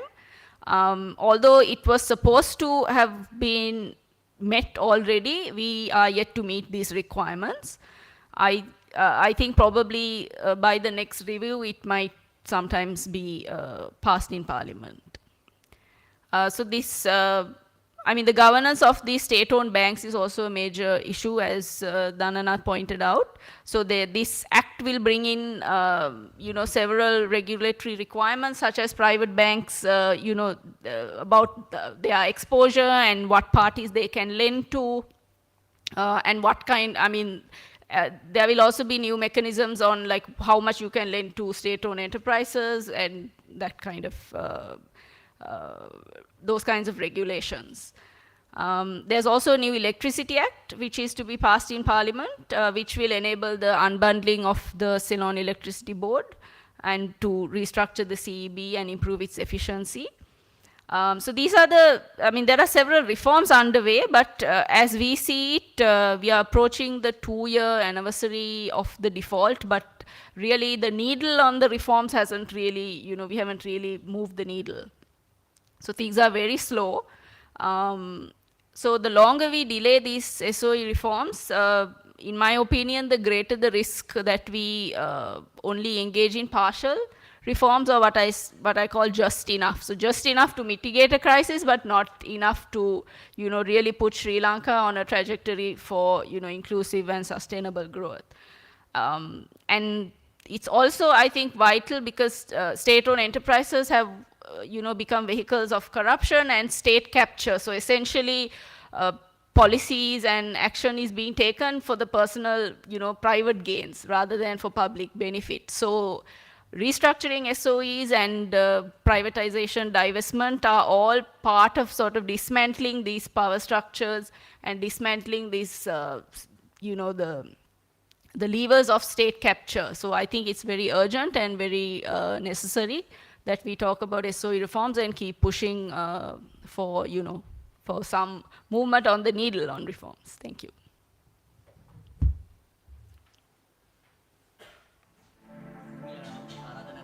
Shihar Aneez මාධ්‍යම ආමන්ත්‍රණය කරන ශියාර් ඉංග්‍රීසියෙන් සහ දෙමළෙන් දෙකෙන්ම සහ ශියාර් සිංහලත් පුළුවන් ඒ නිසා ඕන භාෂාවකින් ශියාර්ට කතා කරන්න පුළුවන්. I think we have to shift. No, you stay.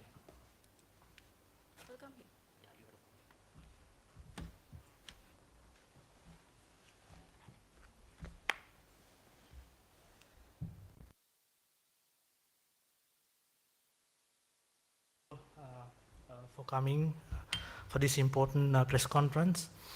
I would like to first speak few words in English and then I'll talk in Tamil for the benefit of Tamil viewers. So the delay in this SOE restructuring has caused a lot of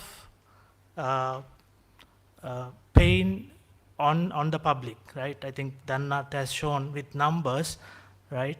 So the delay is also, we don't know the time frame for the SOE reforms. Now we were expecting things to happen mid this year, but without a SOE Act, plus there are several other acts to be passed in the Parliament, and we are entering into an election cycle, so we are also entering into an uncertain territory where we don't know where things will move and whether things will actually move, right?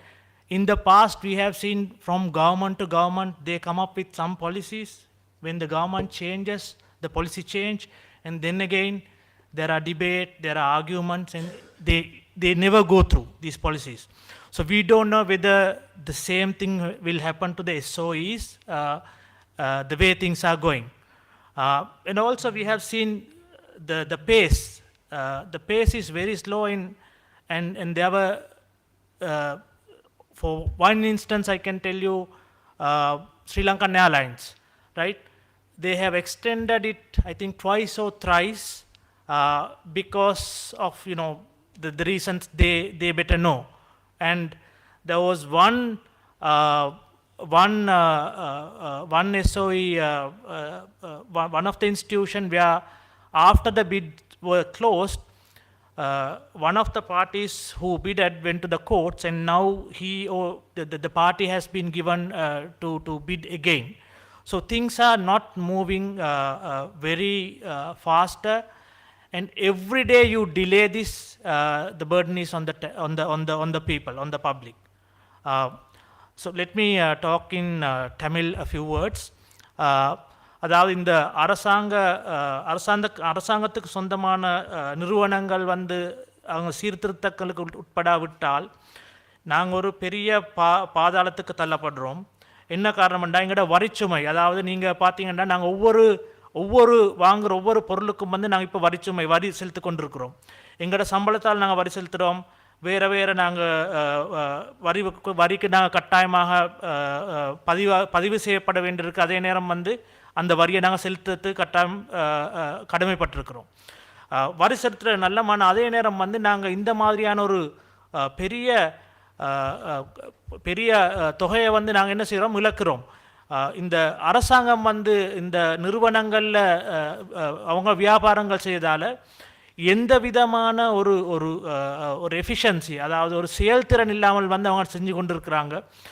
உதாரணத்துக்கு நீங்கள் இலங்கை மின்சார சபை எடுத்தீங்கன்னா, இலங்கை மின்சார சபையில் கிட்டத்தட்ட 26,000 ஊழியர்கள் இருக்கிறாங்க.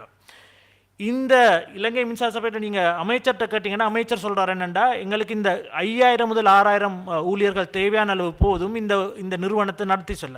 அப்போ நீங்கள் பார்த்தீங்கன்னா கிட்டத்தட்ட 20,000 மேலதிக ஊழியர்களோடு அவங்க நடத்தி செல்கிறாங்க. என்ன காரணம்னா, அரசியல்வாதிகள் தங்களுக்கு தங்களுக்கு ஆதரவானவர்களையும் தங்களுக்கு தேவையானவர்கள் இந்த மாதிரியான நிறுவனங்களில் நிரப்பி இந்த நிறுவனங்கள் மக்களுக்கு சேவை செய்வதற்கு பதிலாக அரசியல்வாதிகளுக்கு சேவை செய்கிற ஒரு அடிவரடி நிறுவனங்களாக மாறி இருக்குது. ஸோ இந்த நிலைமை மாறுறதுக்கு தான் இந்த SOE ரிஃபார்ம்ஸ் அல்லது அரசாங்கத்துக்கு சொந்தமான நிறுவனங்களுக்கான சீர்திருத்தங்கள் கொண்டு வரப்பட்டிருக்கு. அதுக்கான யோசனைகள் கொண்டு வரப்பட்டது. ஆனால் இதுவரைக்கும் அதுகள் அந்த யோசனைகள் எதுவும் நிறைவேற்றப்பட இல்லை. அது மிகவும் மந்தமான கதையில் நடந்து கொண்டு இருக்குது. ஸோ அதால் எங்களுக்கு ஒரு பிரச்சனையை நாங்கள் இன்னொரு பிரச்சனை எதிர்நோக்க போகிறோம் என்றால் 2 வருடமாவது இப்போ கிட்டத்தட்ட எங்கிட்ட நாங்கள் கடன் செலுத்துறதை நாங்கள் நிறுத்தி, அதாவது டெட் டிஃபால்ட்னு சொல்கிறோம், அதை நிறுத்தி கிட்டத்தட்ட 2 வருடங்கள் ஆகுது. இந்த 2 வருடங்களே நாங்கள் இதில் எத்தனையோ நிறுவனங்களை நாங்கள் சீர்திருத்தங்களை மேற்கொண்டிருந்தா இப்போதுக்கு அவை நட்டமிட்டுறது நிறுவனங்கள் இல்லாமல் லாபமிட்ட நிறுவனங்களாக வந்திருக்கும். எங்களுக்கு அந்த லாபத்தால் என்ன செய்யலாம்னா மக்களுக்கான அந்த வரிச்சமையை குறைச்சிருக்கலாம். ஆனால் அது இதுவும் நடக்க இல்லை. இது தொடர்ந்து போய்கொண்டிருக்குது. ஆகவே இந்த நிலைமையில் மக்களின் வரிச்சமை அதிகரித்து கொண்டிருக்க தவிர இது வரைக்கும் குறையில்லை. இதே நேரம் நீங்கள் நேற்று உலக வங்கியிட அவங்களோட அறிக்கையை பார்த்தீங்கன்னா அவங்க சொல்கிறாங்க, இலங்கையில் உள்ள 33 அதாவது 3 ஒருவர் அல்லது 33% வறுமை கோட்டு கீழே இருக்கிறாங்க. அவங்க அன்றாட சாப்பாட்டுக்கே ரொம்ப கஷ்டப்படுறாங்க. ஸோ இந்த நிலைமை என்ன இதுன்னா, உங்களுக்கு கிடைக்கிற வருமானம் போதாது. வருமானம் போது என்னென்னா, உங்களோட வருமானத்தில் பொருட்கள விலை கூட்டி இருக்கிறாங்க. கொடுக்கிற விலையில் கூட்டுறதுக்கு காரணம் வரி. அந்த வரியை எங்களுக்கு குறைக்கலாம். இங்கே என்ன இந்த மாதிரியான அரசாங்கத்துக்கு சொந்தமான நிறுவனங்களை நாங்கள் சீர்திருத்தங்களை கொண்டு வரணும், அதை செய்யலாம். ஸோ இந்த அரசாங்கம் இந்த சீர்திருத்தங்கள் அவசரமாக மேற்கொள்ளப்பட வேண்டும். எந்த அரசாங்கத்தில் எந்த பிரச்சனை வந்தாலும், அதாவது நாங்கள் ஒரு தேர்தலை எதிர்நோக்கிறோம், அந்த தேர்தலில் என்ன நடக்கும்னு தெரியாது, யார் வருவாங்கன்னு தெரியாது, அடுத்த அரசாங்கம் யாருன்னு தெரியாது. எது வந்தாலும் இந்த சீர்திருத்தங்கள், அதாவது அரசாங்கத்துக்கு சொந்தமான நிறுவனங்களுக்கான சீர்திருத்தங்கள் அதுக்கான கொள்கைகள் மாறக்கூடாது. அது தொடர்ந்து நடக்கணும். அதே நேரம் විරයිවාக நடக்கணும்னு நாங்கள் எதிர்பார்க்குறோம். நன்றி. බොහොම ස්තුතියි. ප්‍රශ්න තියෙනවා නම් මම හිතන්නේ අපි ලෑස්ති පිළිතුරු දෙන්න.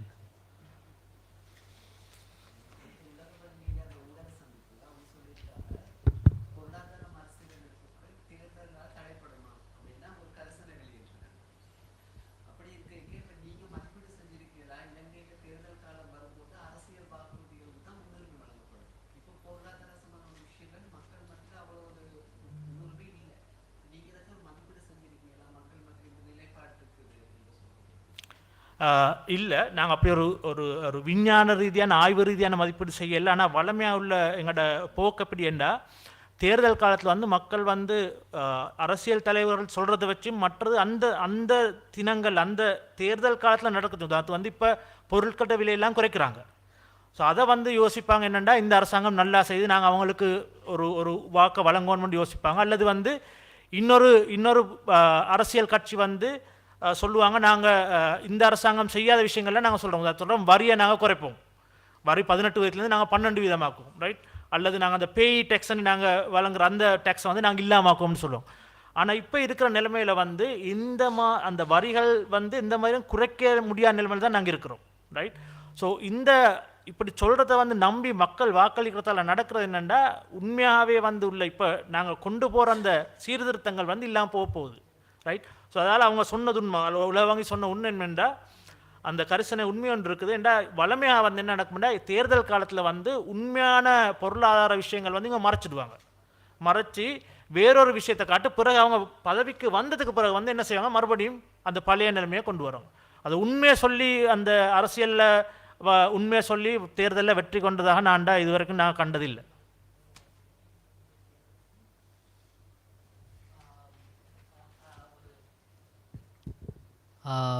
அரசியல் கட்சிகள் வந்து தங்களுடைய செயற்பாடுகளில் வந்து ஒரு விஷயத்தை மறைக்கிறாங்க, மக்களுக்கு காட்டுறப்போ முழுமையான உண்மையை அவங்க காட்டுறாங்க இல்லைங்கிறத வந்து சொல்லியிருந்தீங்க. இந்த SOE சீர்திருத்தங்கள் செய்கிறதுக்கு அது தொடர்பால் அரசியல் கட்சிகளோ இல்லை அரசாங்கமோ மக்களுக்கு இருக்கக்கூடிய அரசியல் கட்சிகளுக்கும் மக்களுக்கும் இருக்கக்கூடிய அந்த வெளிப்படைத்தன்மையை வந்து இன்னும் மெருகேற்றதுக்கு நீங்கள் ஏதாவது யோசனைகளை முன்வைக்கிறீங்களா? எந்த யோசனை என்னென்னா, இப்போ இவங்க வந்து ஒரு ஒரு ஒரு கொள்கை ஏற்கனவே முன் வச்சிருக்கா தானே, இதுதான் செய்ய போகிறோம். இந்த யோசனையை வந்து நாங்கள் சொல்லுவோம், இது வந்து இப்போ இருக்கிற அரசாங்கம் சொல்கிற விஷயம். இந்த யோசனையை வந்து நாங்கள் சொல்கிறோம், எதிர்கட்சியில் உள்ள ஒரு அரசாங்கம், எதிர்கட்சி வந்து அரசாங்கத்தை அமைச்சா என்ன செய்ய போகிறாங்க, அவங்க வந்து சொன்னோம், ஓகே இந்த கொள்கையை வந்து இந்த கொள்கை வந்து இந்த திருத்தங்களை நாங்கள் மேற்கொள்கிறோம், அதால் இந்த லாபங்களில் இந்த நட்டங்கள் வருமென்று, அதாவது ஒரு பொது விவாதம் ஒன்று நடக்கணும், ரைட்? பொது விவாதம் வந்து எல்லாரும் வந்து ஒரு விஷயத்தில் இருக்கணும், அதாவது இந்த விஷயம் நடக்க வேணும். ஆனால் அந்த விஷயம் நடக்கிறதுல வந்து வித்தியாசங்கள் இருக்கலாம். ஆனால் இந்த விஷயங்கள் வந்து இது நடக்க வேணும், இந்த காலகட்டத்துக்குள்ளே நடக்க வேணும்ன்ற ஒரு சம்மதத்துக்கு அவங்க எல்லாருக்கும் அவங்களுக்குள்ள ஒரு சம்மதத்துக்கு வரணும். ஸோ அதான் ஒரு இந்த அரசியல் கட்டத்தில் நடக்காத விஷயங்கள். ஆனால் அது ஒன்று நடந்தால் மக்களுக்கு அப்போ தெளிவு வரும், இது என்ன நடந்தாலும் யார் வந்தாலும் இது நடக்குமென்ற ஒரு தெளிவு வரும்.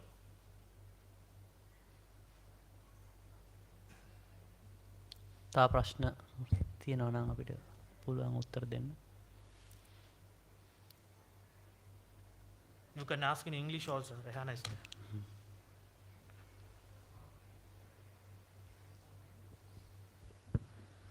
This one's for Rehana.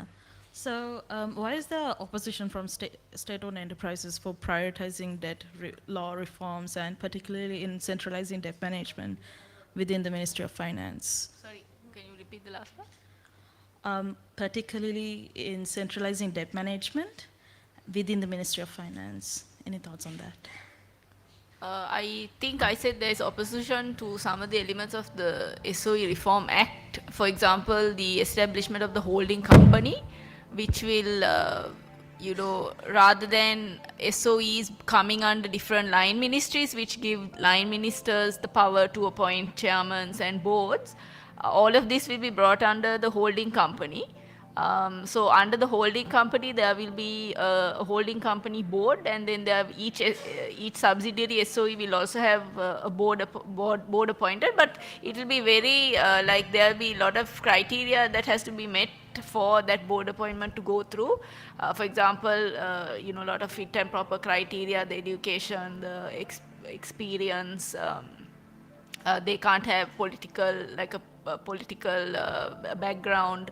And then there will also, the holding company will also have the power to dismiss a board for non-performance, which at present that doesn't happen, because usually the board is appointed, it's people that the minister knows, or they are kith and kin, or they are friends. So there is no governance at the moment. So under the Holding Company Act, under the holding company, when you remove that power away from the line ministries and it comes under one single entity who is responsible for the performance of all the SOEs, then there's an improvement in the governance mechanisms. But because of that, because you are taking away that power, that's why we say that there is some general opposition to it from these political circles, because obviously it's like taking away a toy from a baby.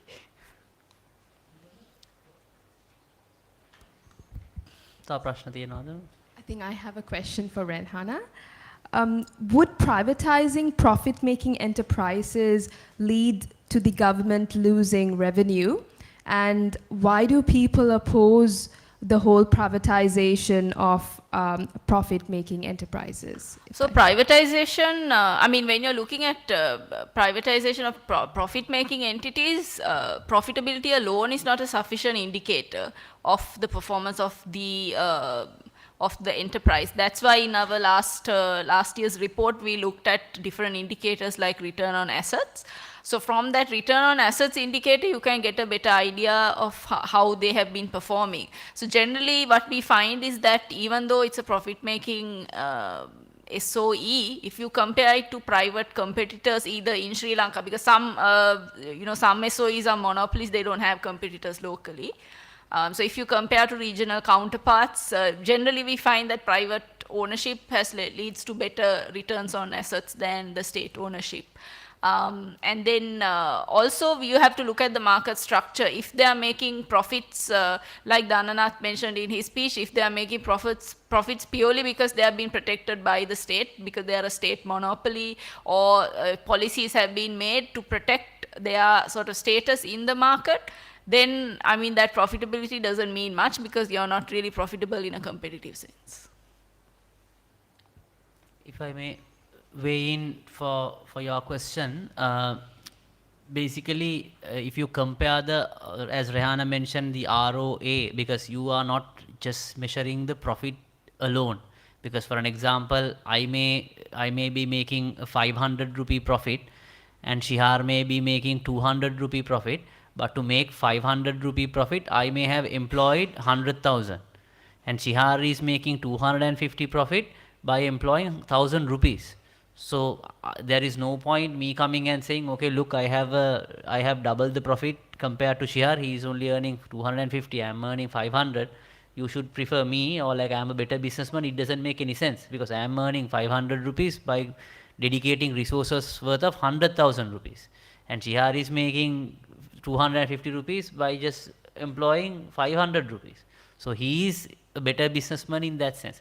So in the same way, even if you look at Sri Lanka Telecom, compared to the asset base, what they are earning is basically insignificant, because you have about, I really recall the exact number, I think about 80 billion some asset base, and even if you get like 10% interest on 80 billion, you should at least get about 8 billion.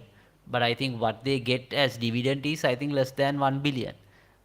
So you cannot compare, because one thing is, it's also the monopolistic nature, and there is this myth, this lot of profit making enterprises are either monopolies or there's a preferential government treatment. Now even if you look at the state banks, of course all the government loans and government employees' salaries, so all that has been mandated to direct to those banks. So of course if someone gives me business like that, I will also can run a bank. But on a competitive environment, I may not be able to, because when it comes to competition, the things are different. So the profit-making ones, as Rehana said, that is not the sole framework that we have to look into. It's just one indicator.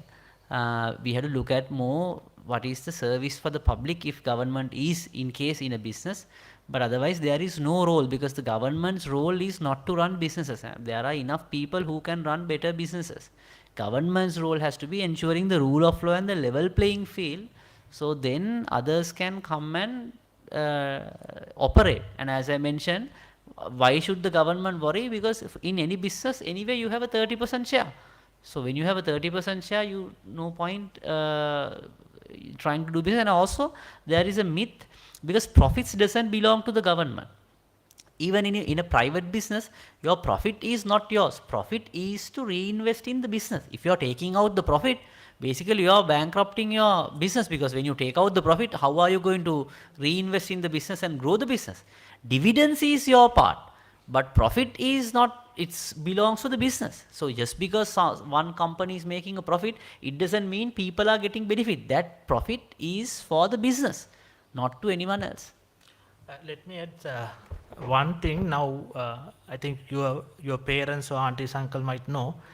Earlier, the only telecom company we had was Sri Lanka Telecom, right? So if you want to get a phone, right, phone connection, you will have to wait something like 6 to 8 months, right, fixed phone connection. Then we had the private companies coming in, right? And even when those companies, the first mobile company, I think it was Celtel, right? When they came, per outgoing call was something like 13 to 15 rupees, right? And they also charge for incoming, right? Then we had 3 or 4 mobile companies, private sector companies, and there was a competition. Now you see you all get the benefit of that competition. So by creating competition and getting more and more companies into the same sector, basically the end of the day public will get the benefit, right? At the same time the government will also get the revenue, right? So it's not that because of only the profit, they're getting profit, you shouldn't think about privatization. It's basically, as Dhananth said, government is there for regulations, right? Not to make profit. Sorry, if I can add to that. So if suppose a private company takes over and they increase revenues and increase profitability, then in terms of taxation, it's again another increased revenue for the government. අනිත් එක තමයි Telecom වගේ එකක් මුලින්ම අපි මතක තියාගන්න ඕනේ, දැනටත් ඒක ලාභ ලබන්නේ යම්කිසි ප්‍රමාණයකට ඒක පෞද්ගලික අංශයට බාර දීපු නිසා. ඒක අර ජපනීස් කම්පැනි එක තමයි මතක් වෙනකම් මේක රන් කරේ. ඊට පස්සේ මම හිතන්නේ තවත් පුද්ගලික ආයතනයකට ඒක මාරු වුණා. දැන් ඔය ලාභ ලබන්නේත් එහෙම නිසා. මොකද ඊට කලින් තිබුණේ අර ශිහාර කිව්වා වගේ මාස 8ක් නම් මම හිතන්නේ මාස 8කටත් වැඩි සෑහෙන කාලයක් ඉන්න ඕනේ. ලයිට් මේ කණුවක් දාන්න ඕන කියනවා, ලයින් එක ඇද ගන්න. ඔය වගේ ප්‍රශ්න ගොඩක් තිබුණා. ඒ වගේම අනිත් එක තමයි දැන් ටෙලිකොම් වගේ ඒවායේ සෑහෙන, මොකද ඒවායේ අර සිස්ටම් සහ ටෙක්නොලොජි එක අප්ඩේට් වෙන නිසා ඒ ආයතනයට සල්ලි තියෙන්න ඕනේ ඇත්තටම එහෙම ටෙක්නොලොජි එක අප්ඩේට් කරන්න. මම හිතන්නේ අපි හැමෝම දන්නවා 3G තිබිලා 4G තිබිලා දැන් 5G ඕවට යද්දී ඒ ඉක්විප්මන්ට් සෑහෙන ප්‍රමාණයක් මහා විශාල ඩොලර් ප්‍රමාණයක් වියදම් කරලා ඒකට රීඉන්වෙස්ට් කරන්න පුළුවන් වෙන්න ඕනේ. දැන් ඇත්තටම රජය ඒ ආයතනයේ ප්‍රධාන ෂෙයා හෝල්ඩර් වුණාට පස්සේ රජය ඇවිල්ලා මේ ණය කියන්නේ ගත්තු ණයටත් පොළු තිබිච්ච බංකොලොත් රජයක් තමයි අපිට තියෙන්නේ. ඒතකොට ඒ වගේ රටක් ඇවිල්ලා කවදාවත් ඒ ටෙලිකොම් එකට ඉන්වෙස්ට් කරන්න තරම් ඒගොල්ලෝගේ අතේ සල්ලි නැහැ. ඉතින් ඒක නිසා මේ ඒ වගේ විශේෂයෙන්ම තාක්ෂණය දියුණු වෙන ඒවා අනිවාර්යයෙන්ම පුද්ගලික ඒකට හැකියාව තියෙන කෙනෙක් අපි ආකර්ෂණය කර ගැනීමත් වැදගත්. මම හිතන්නේ ඕකම වෙනවා අපේ ගුවන් සමාගමට. මම හිතන්නේ අපි හැමෝම දන්නවා ගුවන් සමාගමේ ওই ලීස් එකට තමයි ප්ලේන් අරන් දුවන්නේ. ඉතින් ඇත්තටම ලීස් කරගන්න තරම් සල්ලියක් නැති වෙච්ච ගමන් අපිට යන්නේනමක් නැති වෙනවා. එයා ලයින් එක නිකම්ම වහලා දාන්න වෙනවා. ඉතින් එතකොට කරන්නේ ආයෙ පාරක් සල්ලි කොහෙන් හරි ණයට අරගෙන තමයි. ඒකයිම අපි කිව්වේ ඕක ඔහොම තියාගෙන ඉන්න ඒ ගන්න හැම වතාවකදීම ඒ බර ජනතාවට එන්න. දැන් මේ වගේ වෙලාවකද ගුවන් යානයක් ලීස් කරන්න ගත්තොත් ඒ ලීස් එක දෙන මිනිස්සුත් සෑහෙන වැඩි ගාණක් අය කරනවානේ. මොකද මේ මිනිස්සු දන්නවා මෙහි රජයේ ණය ප්‍රතිව්‍යුහගත කරන්න දාලා තියෙන්නේ. ඒතකොට මේ මිනිස්සු අපේ ලීස් එකට අරන් සල්ලි ගෙව්වේ නැත්තම් කියන බය අනිවාර්යයෙන්ම තියෙනවා සල්ලි දෙන කෙනාට. ගුවන් යාන ලීස් දෙන. ඒතකොට අනිවාර්යයෙන්ම ඒවට අය කරන පොලි අනුපාත ගණන් ඔක්කොම වැඩි වෙනවා. ඉතින් ඒ නිකන් අමතර බරක් අපි දරන්නේ මොකටද? ඒක පුද්ගලික අංශයේ හොඳ බැලන්ස් ෂීට් එකක් තියෙන ආයතනයකට ගියා නම් ඒ මිල ගණන් ඊට වඩා සාධාරණ විදිහට ගන්නත් පුළුවන්. අනිත් එක ඒකෙන් රජයට කිසිම ලාභයක් ලැබෙන්නේ නැති. ඒක නිසා ඒ පුද්ගලික අපි නිතරම කියන වගේ මේ රජයේ අපි මෙතන බලන්න ඕන රජයේ මොකද්ද රෝල් එක කියලා. රජය ඇවිල්ලාගෙන මැච් එකේ අම්පයර් වගේ. අම්පයර් ක්‍රිකට් ගහන්න ගියොත් එහෙම දන්නවනේ අර පොඩි කාලේ ක්‍රිකට් ගහද්දී අම්පයර් මැච් එකට සම්බන්ධ වුණොත් එහෙම ලොකු ප්‍රශ්නයක් එනවනේ. ඒක තමයි සාමාන්‍යයෙන් සිදුවෙන්නේ රජය ව්‍යාපාර වලට අත ගැහුවට පස්සේ. ඒ නිසා ලාභ ලැබුව පාඩු ලැබුණා කියන එක නෙමෙයි මෙතන බලන්න ඕනේ. ඒකත් එක ප්‍රධාන හේතුවක්. හැබැයි මේ ඊට වඩා මෙතන බලන්න ඕන වෙළඳපොළ ක්‍රියාත්මක වෙන විදිය එහෙම නැත්නම් අපි ටිකක් අමාරු වෙනවා. ප්‍රශ්නය යොමු වෙන්නේ දන්නත් එළබෙන මැතිවරණයත් එක්ක මේ SOE රිෆෝම්ස් මොන ආකාරයෙන් සිද්ධ වේද නැත්නම් ඒ වගේ පරක්කු වීමක් වේද ඔබතුමාගේ අදහස් දැනගන්න කැමතියි. ඔය පේන විදියට නම් දැන් මොකක්වත්ම වෙලා නැහැ ඇත්තටම. ඉතින් දැන් මට හිතා ගන්න බෑ මේ අන්තිම මොහොතේ කොහොමද කරන්න කියලා මේක. හැබැයි ඒකේ පාඩුව මම හිතන්නේ හැමෝටම මතක ඇති අපේ අර නැගෙනහිර පර්යන්තයටත් ඔය වගේම එකක් වුණා. ඒ නැගෙනහිර පර්යන්තය මම දන්නේ එක එක වෙලාවට එක එක කට්ටියට ගන්න එන්න කියනවා ආයි දෙන්න එහෙම කරන්නේ නැහැ කියලා අන්තිමට මොකක්වත් උන්නේ නැහැ. දැන් ඇත්තටම අදතාව වෙනතුරු නැගෙනහිර පර්යන්තය කරපු දෙයක්වත් නැහැ. දැන් ඇත්තටම ලංකාවේ තියෙන මම හිතන්නේ අර අනිත් පැත්තේ ඉන්දියාවෙන් එක මේ කන්ටේනර් බෝට් එකක් හදන්න හදනවා. අපි මම හිතන්නේ හැමෝටම මතකයි නැගෙනහිර පර්යන්තය ගැන මම හිතන්නේ අපි ඉස්කෝලේ යන කාලේ ඉඳන්ම කී හිටියා මටත් සැලකිය යුතු වයසක් වෙනවා. ඒකේ කාලේ ඉඳන්ම නැගෙනහිර පර්යන්තයේ ත්‍රිකුණාමලයේ වරාය ගැන අපි හැමදාම කියවනවා. දැන් ඇවිල්ලා නැගෙනහිර පර්යන්තයේ ත්‍රිකුණාමලයේ වරාය ගැන ඒ කියන්නේ ඒ වරායටත් එපා වෙලා ඇති කම් තියෙනවා නම් ඒ ගැන කියපු කතන්දර අහලම මොකද කිසිම දෙයක් වුණේ නැහැ. දැන් අන්තිමට නැගෙනහිර පර්යන්තේ තාම නැහැනේ. නැගෙනහිර පර්යන්තේ නෑ අර එහා පැත්තේ දීපු වෙස්ට් කන්ටේනර් ටර්මිනල් එක මං හිතන්නේ හදලා සෑහෙන වේගෙන් ඉස්සරහට යනවා. ඉතින් ඒක නිසා දැන් අර අපේ ලංකාවට එන නැව් ටික අපේ ධාරිතාවයනොත් අඩුයි අපේ කන්ටේනර් ටර්මිනල්ස් වල. ඒකෝට දැන් මේ අපි නිතරම කතා කරන පෙරාපරද දිග මුහුදු මාර්ගයේ කේන්ද්‍රස්ථානය කියලා කියපු කතන්දරෙත් දැන් තව ටික දවසකින් ගැලවිලා යනවා. අපේ කැපැසිටි එක අපිට මැනේජ් කරගන්න බැරි වුණොත් එහෙම. ඉතින් ඒක නිසා මට තියෙන බය ඔබතුමියගේ ප්‍රශ්නේ වගේම මේක ඇත්තටම උනේ නැත්තම් නැගෙනහිර පර්යන්තේ පාර්ට් 2 වෙනවා කියලා කියන්නේ අර හවුස් ඇඩ් කියලා තමයි කියන්න වෙන්නේ අපිට මේක හරියට උනේ නැත්තම්. ඒ වගේම ඡන්ද කාලයකදී මේක කරන එක මාර බය. ඒ කියන්නේ මේ කියන්නේ ඡන්ද කාලයක ඉතාමත්ම භයානකයි. මොකද හැමෝම දන්නවා සාමාන්‍යයෙන් ඔය අමාත්‍යාංශවල එහෙම වාහන එහෙම පාවිච්චි කරන එක ටිකක් ලේසි නෑ. මොකද අමාත්‍යාංශවල ලේකම්වරු ඉන්නවා. නමුත් ඒ ගොඩක් ඒවා පාවිච්චි කරන්නේ අර SLAs officers ලගේ පිටින්නේ ඒගොල්ලෝ නැතුව තමන්පත් කරන කට්ටියගෙන් තමයි ඔය වාහන මැතිවරණ වලට පෝස්ටර් ගහන්න ඔය ඔක්කොටම පාවිච්චි කරන්නේ. ඒක මම හිතන්නේ හැමෝම දන්නේ යථාර්ථය. ඒක ඕන තරම් මේ අධිකරණයට ගිහිල්ලා තියෙනවා, ඔඩිට් කොමිටි වලට ගිහිල්ලා තියෙනවා. ඒක තමයි මේ යාන්ත්‍රණය දුවන්න තිබ්බ සිස්ටම් එක. ඉතින් මම හිතන්නේ මෙච්චර ජනතාව දුප්පත් වෙලාවට අමාරු වෙලා ඉන්න වෙලාවක ඒ වගේ එකක් කරන්න ඉඩ දෙන එක ජනතාවගේ පැත්තෙන් සාධාරණයි කියලා. සමහරවල්ලාට කනගාටුට කරන සමහරවල් ජනතාවටත් තේරෙන්නේ නැහැ මේක. සමහරවල්ලාට අපි කියනෝනේ අපිත් බොරුවට හිතන් ඉන්න අපිට අයිති කියලා. එහෙම අයිති නැති දෙයක් ගැන අපිත් අයිති කියලා මනස්ගතයක් හිතාගෙන ඉන්නවා. ඒක පෙන්නලම අපෙන් පොකට් ගහනවා වගේ වැඩක් තමයි අත්‍තරම මේ වෙන්නේ. කියන්නේ අර මේ ඉස්සර මං හිතන්නේ අර මොනවද නයි නටවනවා අරව මේ පෙන්නද්දි නයි නටවද්දි කවුරුහරි පික් පොකට් ගහන කෙනෙක් කියලා පිටිපස්සෙන් සාක්කුවට විදගෙන යනවා. ඒ වගේ වැඩක් තමයි මේක මෙහෙමයි නැත්නම් අර තවත් උදාහරණයක් අපි පාවිච්චි කරන අර හරක් මරන්න යන මේ ලොරියේ ඉස්සරහෙන් ගහගෙන යනවා බුදු සරණයි කියලා. දැන් හැමෝම බුදු සරණයි කියලා සාදු සාදු කියලා කියනවා. හැබැයි පිටිපස්සේ ඉන්නේ ඔක්කොම මරන්න අරන් යන හරක්. ඉතින් ඒ වගේ වාතාවරණයක් තමයි කනගාටුවට ජනතාවට උදා වෙලා තියෙන්නේ. අපිව හරක් ටික වගේ බදුබර අපේ කරට දාලා අර තණ්ඩලේ දෙන්න දෙපොලේ වගේ අපිව දක්වනවා. අර ශ්‍රී ලංකන් එකේ හැම එකෙම තියෙන ණය කන්ද දැකලා අපේ බඩ දානවා. ඉතින් අපිට මේ ඡන්දෙත් ඒ කියන්නේ ඡන්දෙට මේ ඉක්මනට ඡන්ද කතන්දර යන්න ඉක්මනට උනේ නැත්තම් ඉතින් අදපන් ගොනෝ අපි හපුතල් යනවා කියලා තමයි අපිට කියන්න වෙන්නේ මේ ණය බරත් එක්ක තව රහුමක්. ඒක නිසා තමයි මම හිතන්නේ මේක ඉක්මනට කරගන්න එක ඉතාමත්ම වැදගත්. අනිත් එක තමයි අර දැන් ඡන්ද කාලට තියෙන අවදානම් තත්ත්වයක් තමයි දැන් අපි හිතමුකෝ රජයේ දැන් යම් කිසි දෙයක් ඒගොල්ලෝ ඉදිරිපත් කරලා තියෙන මේක තමයි කරන්න යන්න කියලා. එතකොට දැන් විරුද්ධ පක්ෂයෙන් කියනවා මේක කරන්න දෙන්නේ නැහැ. එතකොට අර බිඩ් කරන එක්කෙනා දෙපාරක් හිතනවා මම මේක ගන්නවද නැද්ද? මොකෝ දැන් ඊළඟ පාරේ මේ විරුද්ධ පක්ෂ ඊළඟ පාරේ දිනලා ඡන්දෙන් දිනලා ආවනම් මට මේක මොකද්ද වෙන්නේ? එතකොට ඒක ඉබේම නිකන් පරක්කු වෙනවා.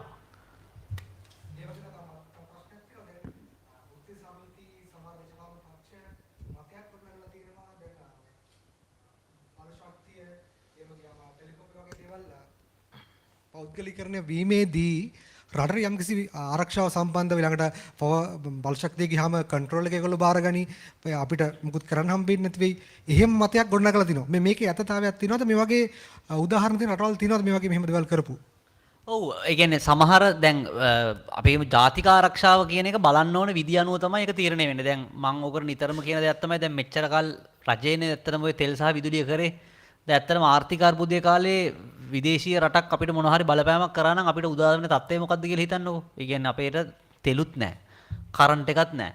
අපිට තිබ්බ එකම ජාතික ආරක්ෂාවට තිබ්බ එකම ආරක්ෂාව තමයි අර ඒ දවස්වල LTT සංවිධානයේ බෝම්බ දාද්දි ජාතික ආරක්ෂාවට රැයට ලයිට් ඕෆ් කරා. මොකද ගුවන් ප්‍රහාර එල්ල කරද්දි ටාගට් එක හොයාගන්න බැරි වෙන්න එන ගුවන් යානාවලට. මම හිතන්නේ ඒක තමයි ලයිට් ඕෆ් කරාට පස්සේ කරන්න පුළුවන් එකම ජාතික ආරක්ෂාව. ඒක විතරයි ඇත්තටම අපිට ලයිට් ගියාට පස්සේ තිබිච්ච එකම ආරක්ෂාව. ඉතින් සාමාන්‍යයෙන් ආරක්ෂාව කියලා කියන එක අපි බලන්න ඕනේ අපි කියන්නේ ඒ රටේ ජනතාවට කොච්චර සේවයක් සැපයනවද කියන. මගේ නම් අදහස තමයි ඕනම ඒකාධිකාරයක් කියලා කියන ජාතික ආරක්ෂාවට තර්ජනයක්. ඒක රජයේ තියන් හිටියත් පුද්ගලිකංශයේ තියන් හිටියත් එක ඒකාධිකාරයකට තියන් ඉන්නවා කියලා කියන්නේ මොකද ඉතින් ඒක ඇවිල්ලා මේ බලශක්තිය වෙන්න ඕනේ නැහැ. දැන් අපේ කම්පැනි එක උනත් එකම සප්ලයර් නම් ඉන්නේ අපිට මොනවා හරි දෙයකට අනිවාර්යෙන්ම අපි ලොකු අවධානයක්ම ගන්න. මොකද මේ සප්ලයර් ඇවිල්ලා මොනවා හරි වුණොත් එහෙම අනිවාර්යෙන්ම අපේ සිස්ටම් එක දුවන්නේ නැති වෙනවා. ඉතින් ඒක නිසා ඕන පුද්ගලිකංශය වුණත් ඒකයි අපි නිතරම කියන්නේ මේ රජයට අයිති ව්‍යාපාර ප්‍රතිසංවිධානය කරද්දී රජයට අයිති ඒකාධිකාරය පුද්ගලිකංශ ඒකාධිකාරය කරන දෙන්න එපා. ඒක ඊට වඩා ප්‍රශ්නයක්. එතකොට බලශක්තිය වගේ දේවල් වල මම හිතන්නේ එහෙම දෙයක් තියෙනවා කියලා. මොකද ලෝකේ ඕන තරම් රටවල් තියෙනවා. දැන් ඉන්දියාව ගත්තත් දැන් ලංකාවේ ගත්තත් ඇත්තටම යම්කිසි ප්‍රමාණයකට ওই විදුලි ජනනය කුඩා හා ශුද්‍ර පරිමාණ හයිඩ්‍රෝ කට්ටියකින් කරනවා. ඉතින් එතකොට එහෙම වුණා කියලා ජාතික ආරක්ෂාවට ප්‍රශ්නයක් කියලා නෑ. නමුත් මෙතන වෙලා තියෙන්නේ මේ ග්‍රිඩ් එක නැත්නම් අපි කියනවා මේක අන්බන්ඩල් වෙලා නෑ තාම. ඒ විදුලිය පැත්තෙන් ටෙලිකොමියුනිකේෂන් පැත්තනොත් එහෙමයි. ඉතින් මම හිතන්නේ ලෝකේ ඕන තරම් රටවල් තියෙනවා පුද්ගලික අංශය තමයි ටෙල්කෝ රන් කරන්නේ. ඉතින් ඔය අනිත් එක ටෙල්කෝ එකේ ඇවිල්ලා මේ මම හිතන්නේ ඔබ තමුන්වහන්සේලා හැමෝම දන්නවා. අපි දැන් ඇත්තටම සංනිවේදනය කරන්නේ WhatsApp වලින්. එතකොට අපේ ඔක්කොම ඊමේල් තියෙන්නේ ඒ Google සමාගමත් එක්ක ඒවයි. එතකොට අනිතක මේවයි මේ ටෙලිකොමියුනිකේෂන් ආයතනයකට ගියොත් එහෙම බලා ගන්න පුළුවන්. ඒවයි තියෙන සර්වර්ස්, ඒවයි තියෙන ඉක්විප්මන්ට් ඔක්කොම ඇවිල්ලා ලංකාවේ හදන ඉක්විප්මන්ට් නෙවෙයි. ඇත්තටම ඩේටා ටැප් කරනවා නම් ටැප් කරන්නේ ඉක්විප්මන්ට් එක හරහාමයි. දැන් ලෝකෙ එහෙම සාකච්ඡාවකුත් තියෙනනේ සමහර රටවල් වල ආයතන වලින් හදන ඉක්විප්මන්ට් එක යන්න බෑ කියලා. ඉතින් ඒ නිසා ජාතික ආරක්ෂාව බලනවා නම් මම හිතන්නේ එතනින් බලන්න ඕනේ. එහෙම නැතුව ඒක ඇවිල්ලා රජය නොකර කියලා එහෙම ජාතික ආරක්ෂා ප්‍රශ්නයක් නැහැ. ඇත්තටම රජයට මහා විශාල බලයක් තියෙනවා ජාතික ආරක්ෂාවල ප්‍රශ්නයක් වුණොත් එහෙම ඒක අත්පත් කරගන්න. මොකද රජයට ඇවිල්ලා නිකන් එක රෙගුලාසියක් සම්මත කරගන්න විතරයි තියෙන. කවුරුහරි අපි කියන්නේ පිස්සුවක් නටනවා නම් අපි මේක අත්පත් එහෙම කරන එක ගැලපෙන්නේ නැහැ. නමුත් රජයට එච්චර බලයක් තියෙනවා. ඒකනේ සාමාන්‍යයෙන් ඕනම කෙනෙක් ව්‍යාපාරයක් කරද්දී රජයේ ලියාපදිංචි වෙලා ඒ ක්‍රමවේදයට යන්නේ. ඒ නිසා ජාතික ආරක්ෂාවල ප්‍රශ්න වෙන්නේ අන්නේ ක්‍රමවේදය රජයට කරගන්න බැරි වුණොත්. ඇත්තටම දැන් වෙලා තියෙන්නේ රජයට ඒක කරගන්න බැරි වෙලා තියෙනවා.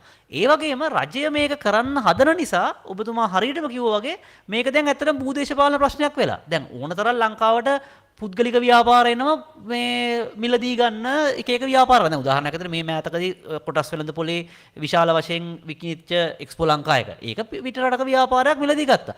ජාතික ආරක්ෂාවල කිසි ප්‍රශ්නයක් නැහැ. මොකද පුද්ගලික අංශය නිසා ඒගොල්ලෝ වැඩිම මිලට තමයි ගියේ. නමුත් රජයේ ව්‍යාපාර කරන්න ගත්තට පස්සේ අන්න අර අනිත් රටවල් වල රජයන් ඇවිල්ලා අපේ රජයට දෙන්න මේක ඔහොම ප්‍රශ්න එනවා. ඒ නිසා රජයේ ව්‍යාපාර කරන එක තමයි ඇත්තටම ජාතික ආරක්ෂාවල තියෙන ලොකුම බාධාව. මොකද එතකොට ඇවිල්ලා මේක අප කියන්නේ අර G2G එකක් වෙනවා. ගවර්න්මන්ට් ටු ගවර්න්මන්ට් ට්‍රාන්සැක්ෂන් එකක් වෙනවා. පුද්ගලික අංශය ගත්තොත් එහෙම ලංකාවේ ඕන තරම් පුද්ගලික ආයතන තියෙනවා. ඒ ආයතන වල විදේශ කට්ටිය ආයෝජනය කරනවා. ලංකාවේ බොන්ඩ් මාකට් එකේ ආයෝජනය කරනවා. ඉතින් ජාතික ආරක්ෂාවට ප්‍රශ්නයක් නැහැ. මොකද අපිටම අපි කියන්නේත් ඉතින් මේ අවස්ථාවේදී ජාතියේ හොඳට පුළුවන් තරම් ඩොලර් අරන් එන්න කියලානේ. ඉතින් එතකොට ඇවිල්ලා ඒකට ආරක්ෂාවට හොඳම දේ තමයි ඩොලර් ගේන එක. නමුත් ජාතික ආරක්ෂාවට ප්‍රශ්නයක් වෙන්නේ රජය තමන්ගේ රෝල් එක කරේ නැත්නම් මම දේශපාලන වශයෙන් අදහස් දක්වන්න කිසිම බලාපොරොත්තුවක් නැහැ. ඒ කියන්නේ විවිධ කට්ටියගේ අදහස් තියෙනවා සහ මතිමතාන්තර තියෙනවා. නමුත් ජාතික ආරක්ෂාවන මගේ හැටියට නම් ප්‍රශ්නයක් වෙන්නේ විදුලිය නැති වුණොත් ජාතික ආරක්ෂාවට ප්‍රශ්නයක්. ඇත්තට මේ ප්‍රශ්නේ අපිට මුණ දුන්නානේ අපි හැමෝම පැය 12ක් 14ක් විදුලිය නැතුව පාරේ තෙල් නැති වුණොත් ජාතික ආරක්ෂාවට ප්‍රශ්නයක්. ඇත්තටම අපි මේ ප්‍රශ්නටත් මුණ දුන්නානේ අපි පැය මන් දන්නේ 6-8 දවස් ෂෙඩ් වල ඉඳලා අපි ප්‍රශ්නේ මුණ දුන්නානේ. ගෑස් නැති වුණොත් ජාතික ආරක්ෂාවට ප්‍රශ්නයක්. මොකද උයා ගන්න බැරුව මිනිස්සු බඩගින්න බැරුව අපාර්ට්මන්ට් වල ඉන්න මිනිස්සුන්ට කෑම කන්න විදියක් නැහැ. කන්ස්ට්‍රක්ෂන් වර්කර්ස්ලට මේ කඩේ කෑම නැති වෙනවා. එතකොට ජාතික ආරක්ෂාවට ප්‍රශ්නයක්. ඉතින් ඒකාධිකාරයක් තියන් හිටියොත් ජාතික ආරක්ෂාවට ප්‍රශ්නයක්. එතකොට තෙල් නැති වුණොත් එහෙම අපනයනකරුවන්ට අපනයනය කරගන්න බෑ. විදුලි නැති වුණොත් එහෙම ඇඟලුම් කර්මාන්තකරුවන්ට ඒව කරගන්න බෑ. බෙහෙත් ටික මේ ෆ්‍රීසර් වල තියන්න බැරි වෙනවා. බෙහෙත් ටික විසි කරන්න වෙනවා. අන්න එතකොට නම් ඔපරේෂන් කරගන්න බැරි වෙනවා. සර්ජරිස් කරගන්න බැරි වෙනවා. ජෙනරේටරේට තෙල් දාගන්න බැරි වුණොත් ලයිට් කපලා අන්න එතකොට හොස්පිටල් දුවන්න බැරි වෙනවා. එතකොට 25 24ම දුවන සර්වර්ස් තියෙනවා. ලංකාව ලෝකෙත් එක්ක සම්බන්ධ වෙන ඉන්ටර්නෙට් කේබල් තියෙනවා. ඒ කේබල් වලට ඉලෙක්ට්‍රිසිටි සපයන්න ඕනේ. ඒවා කනෙක්ට් වුණ නැත්නම් ලෝකයේත් එක්ක අර මේ ෆයිබර් කේබල් එහෙම. අන්න එතකොට නම් ලොකු ජාතික ආරක්ෂාර ප්‍රශ්න. ඉතින් ඇත්තටම සාමාන්‍යයෙන් ආරක්ෂාව කියලා කියන්නේම ඕනම එකක රිස්ක් එක අපි කියන අවදානම ඩයිවර්සිෆයි කරනවා. ඉතින් ඒක තමයි මම හිතන්නේ අවශ්‍ය වෙන්නේ. ජාතික ආරක්ෂාව වෙනම විදියට බලන්න ඕනේ. ඉතින් අපේ ත්‍රිවිධ හමුදා සම්බන්ධයෙන් ඒ වගේ සයිබර් ප්‍රහාර වලට ලක් වෙන ඒවා වළක්ව ගන්න. ඒව නම් අනිවාර්යෙන් ජාතික ආරක්ෂාවට බලන්න ඕනේ. ඒ කියන්නේ අපේ සර්වර්ස් හරියට සිකියුවර්ද මේවා ප්‍රොටෙක්ටඩ්ද ඒ වගේ දේවල් තියෙනවා ආරක්ෂාවට බලන්න. එහෙම නැතුව රජයේ ව්‍යාපාර කරන එක මං හිතන්නේ ජාතික ආරක්ෂාවට හොඳ උදාහරණයක් නෙවෙයි. මොකද ඒක කරලා එහෙම අපේ අඩුම ගානේ ඒක හිතලා බලන්නවත් තිබුණා. රජය අපිව අපේ කියන්නේ අපේ හැඟීම් අපේ අපේක්ෂා බංගත්තයට පත් නොකර මේක හොඳටම කරා නම් ඇත්තටම අපි ලොකු අමාරුවක වරුනේ මේ තෙල් නැති වෙලා මං හිතන්නේ අමුතුවෙන් මං මේ පරිච්ඡේදය මතක් කරන්න අවශ්‍යතාවයක් නැහැ. මම හිතන්නේ ජාතික ආරක්ෂාවට තිබ්බ ලොකුම තර්ජනය තමයි මේ වෙලාවේ. ඇත්ත මේ වෙලාවේ අර කිව්වාගේ පිටරට ආක්‍රමණයක් ආව නම් යුද්ධ ටැංකියට ගහගන්න තෙල් ටිකක්වත් අපිට තිබ්බේ නැහනේ. ඉතින් ඒක නිසා ඊට වඩා මම හිතන්නේ ජාතික ආරක්ෂාව පල්ලෙහාට වැටුණා කියලා මේ ඉතිහාසයේ ළඟපාත කිසිම දවසක.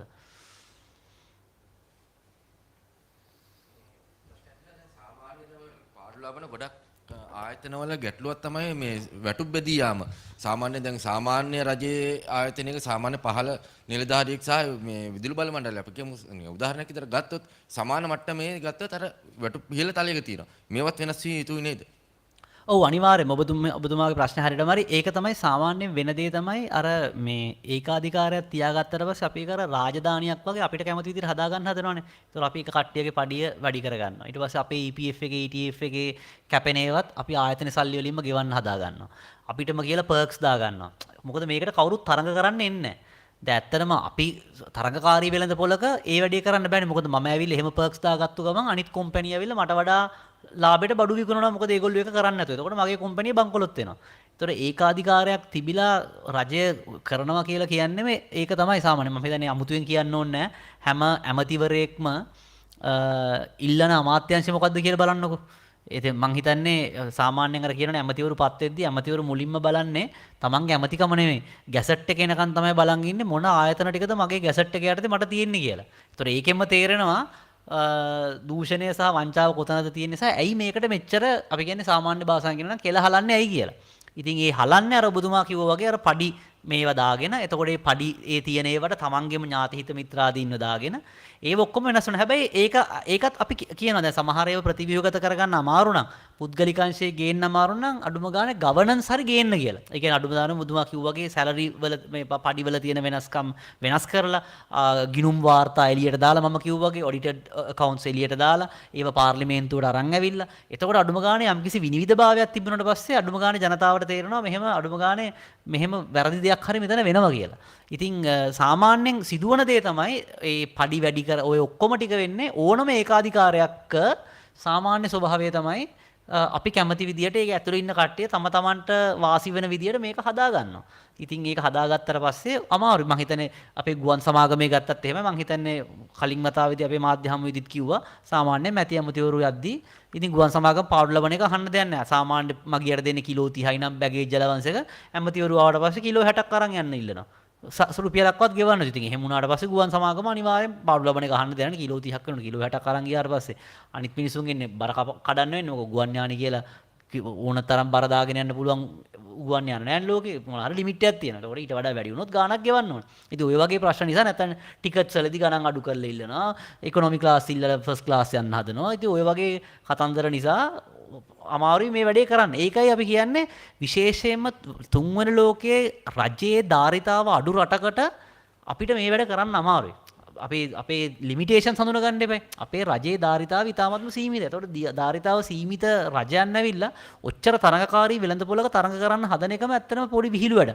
ඒ කියන්නේ ගුවන් සමාගම් සහ ඔය සමහර බලශක්තිය වගේ දේවල් වල ලෝකේ ඉන්න රටවල් වලට තරඟ කරගන්න අමාරුයි පුද්ගලිකංශේ. ඒ කියන්නේ එච්චරට තරඟකාරී. එතකොට ඒ වගේ එකක් ඇවිල්ලා කවුරුත් නොදන්න නිකන් මේ තමන්ගේ ඥාති හිත මිත්‍රාදීන් 4-5 දෙනෙක්පත් කරලා ඒක ලෝකෙත් එක්ක තරඟ කරන්න යනවා කියලා කියන්නේ කවදාවත් කරන්න බැරි වැඩක්. මොකද ලෝකයේ දැන් දැන් මේ බලශක්තිය අරවමව බොහොම මේ ග්‍රීන් පැත්තට යන්නේ. එතකොට සෝලර් වලින් දුවන්න හදන්නේ ග්‍රීන් හයිඩ්‍රජන් ඕවත් එක්ක අපිට ඉන්වෙස්ට් කරන්න සල්ලිත් නැහැ. අපිට කරගන්න තාක්ෂණයක් නැහැ. එතකොට අපි කරන්න ඕනේ ඉතින් අපිට නැත්තම් අපේ දුර්වලතාවය අපි අපේ ශක්තියතාවයකින් වහගන්න ඕනේ. ඉතින් ශක්තියතාවය තමයි අපි ඒකට කරන්න පුළුවන් කෙනෙක්ට අරගෙන ඇවිල්ලා අපේ බල ශක්තිවල මිල අඩු කරගන්න එක. එහෙම වුණා නම් තමයි මම හිතන්නේ අපිට ඉස්සරහට යන්න පුළුවන්. ඔබතුමා කියපු එක හරි ඒ රජයට ඇති ව්‍යාපාරවල ගවර්නන්ස් උත් අනිවාර්යයෙන්ම වෙනසක් වෙන්න ඕනේ.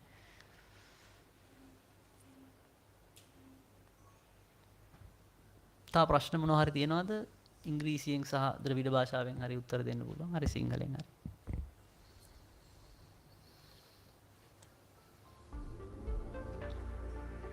ප්‍රශ්න නැත්නම් මම හිතන්නේ බොහොම ස්තුතියි. මම මුලින්ම ස්තුතිවන්ත වෙනවා ඇඩ්වොකාට් ආයතනය වෙනුවෙන් මාධ්‍ය හමුවට පැමිණි ඔබ හැමදෙනාටම මාධ්‍යවේදී සහෘදයන්ට. මොකද අපිට අවශ්‍ය වුණේ ඇත්තටම ජනතාවට සිදුවන බර මේකෙදි පැහැදිලි කරලා දීම. මොකද ජනතාව ඇත්තටම සමහරලාට අර නොදැනුවත්කම නිසා සමහරලාට අර මූල්‍ය වංචාවලට අහු වෙනවා වගේ මේ වංචාවටත් ජනතාවත් සමහරලාට අහු වෙනවා මේ ගැන අවබෝධයක් නැති නිසා. ඉතින් ඒ ගැන දත්ත සහ තොරතුරු මත පදනම් වෙලා නිකම් ඔපිනියන් එකක් අදහසක් කියනට වඩා දත්ත සහ තොරතුරු මත පදනම් වෙලා තොරතුරු ඉදිරිපත් කරන එකයි අපිට අවශ්‍ය වුණේ.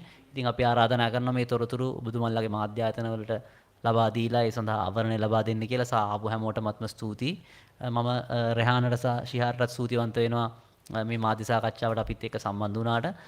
ඒ වගේම SOE.lk කියන වෙබ් අඩවියට ගියාට පස්සේ මේ ගැන අපි අවුරුදු 2016 ඉඳලා කරපු සියලුම සමීක්ෂණ වාර්තා පර්යේෂණ වාර්තා ලබා ගන්න පුළුවන්, නොමිලේ භාගත කරගන්න පුළුවන්, ඩවුන්ලෝඩ් කරගන්න පුළුවන්. ඒක නිසා ඔබතුමන්ලට හැමෝටම ස්තුතිවන්ත වෙනවා.